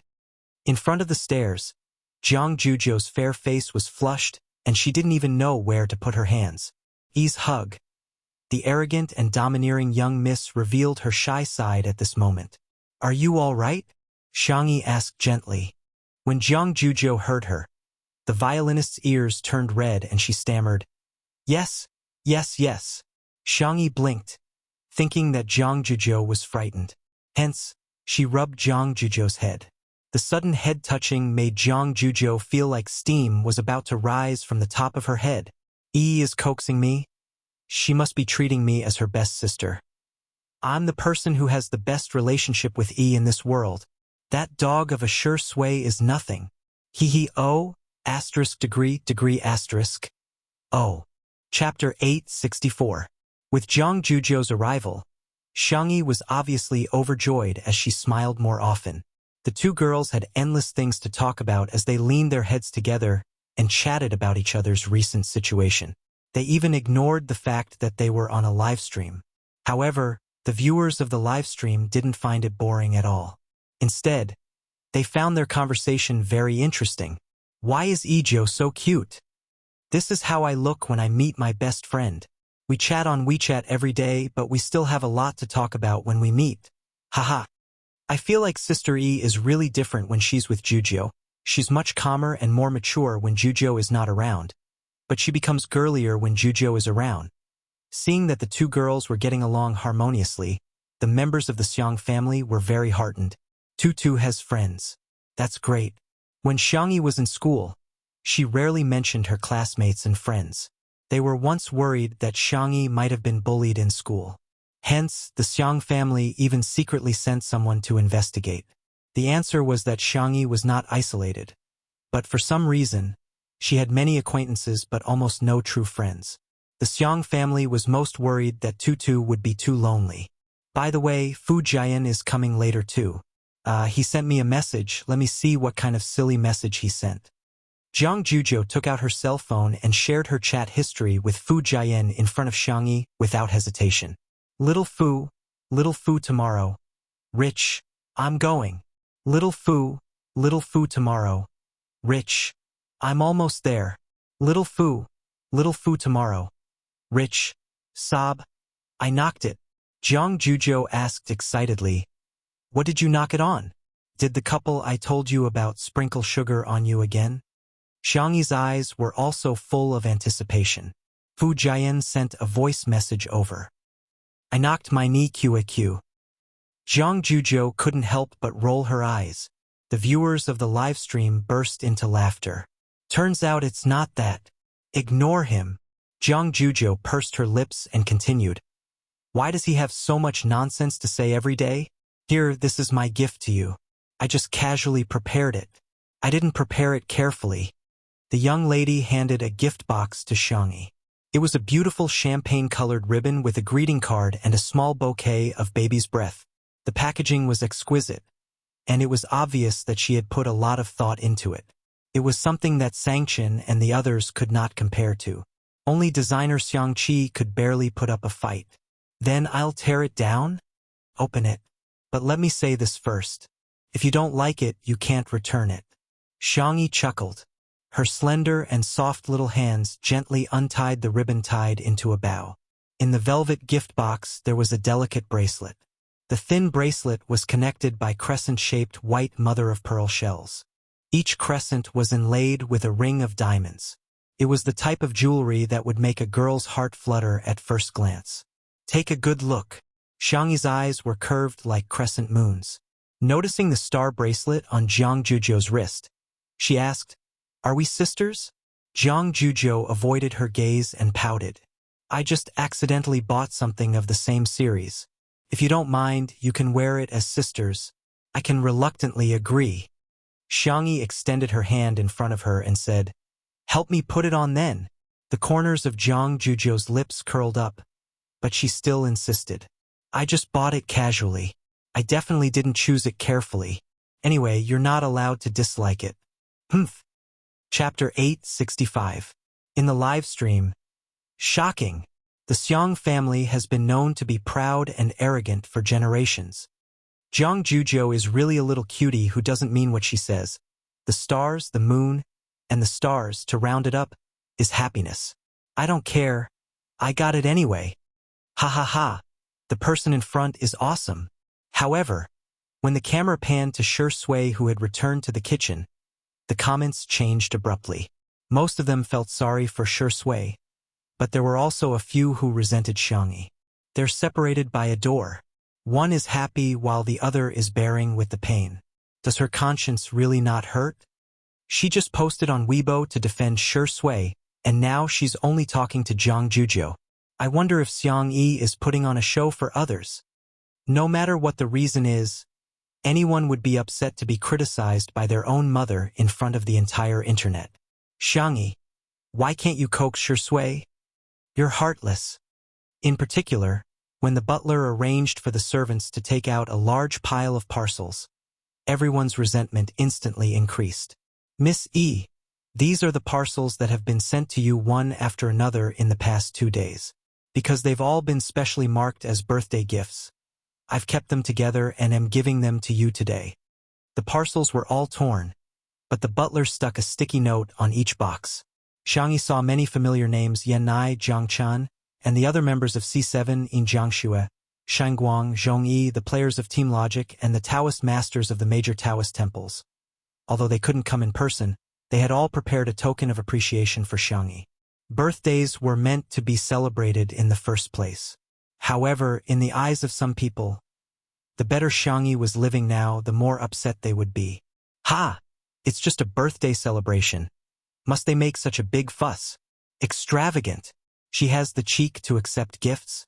I'm speechless. Shi Sui is so pitiful. He should marry a virtuous wife. If his wife is not virtuous, his family is not upright. How can he marry a woman like Xiangyi?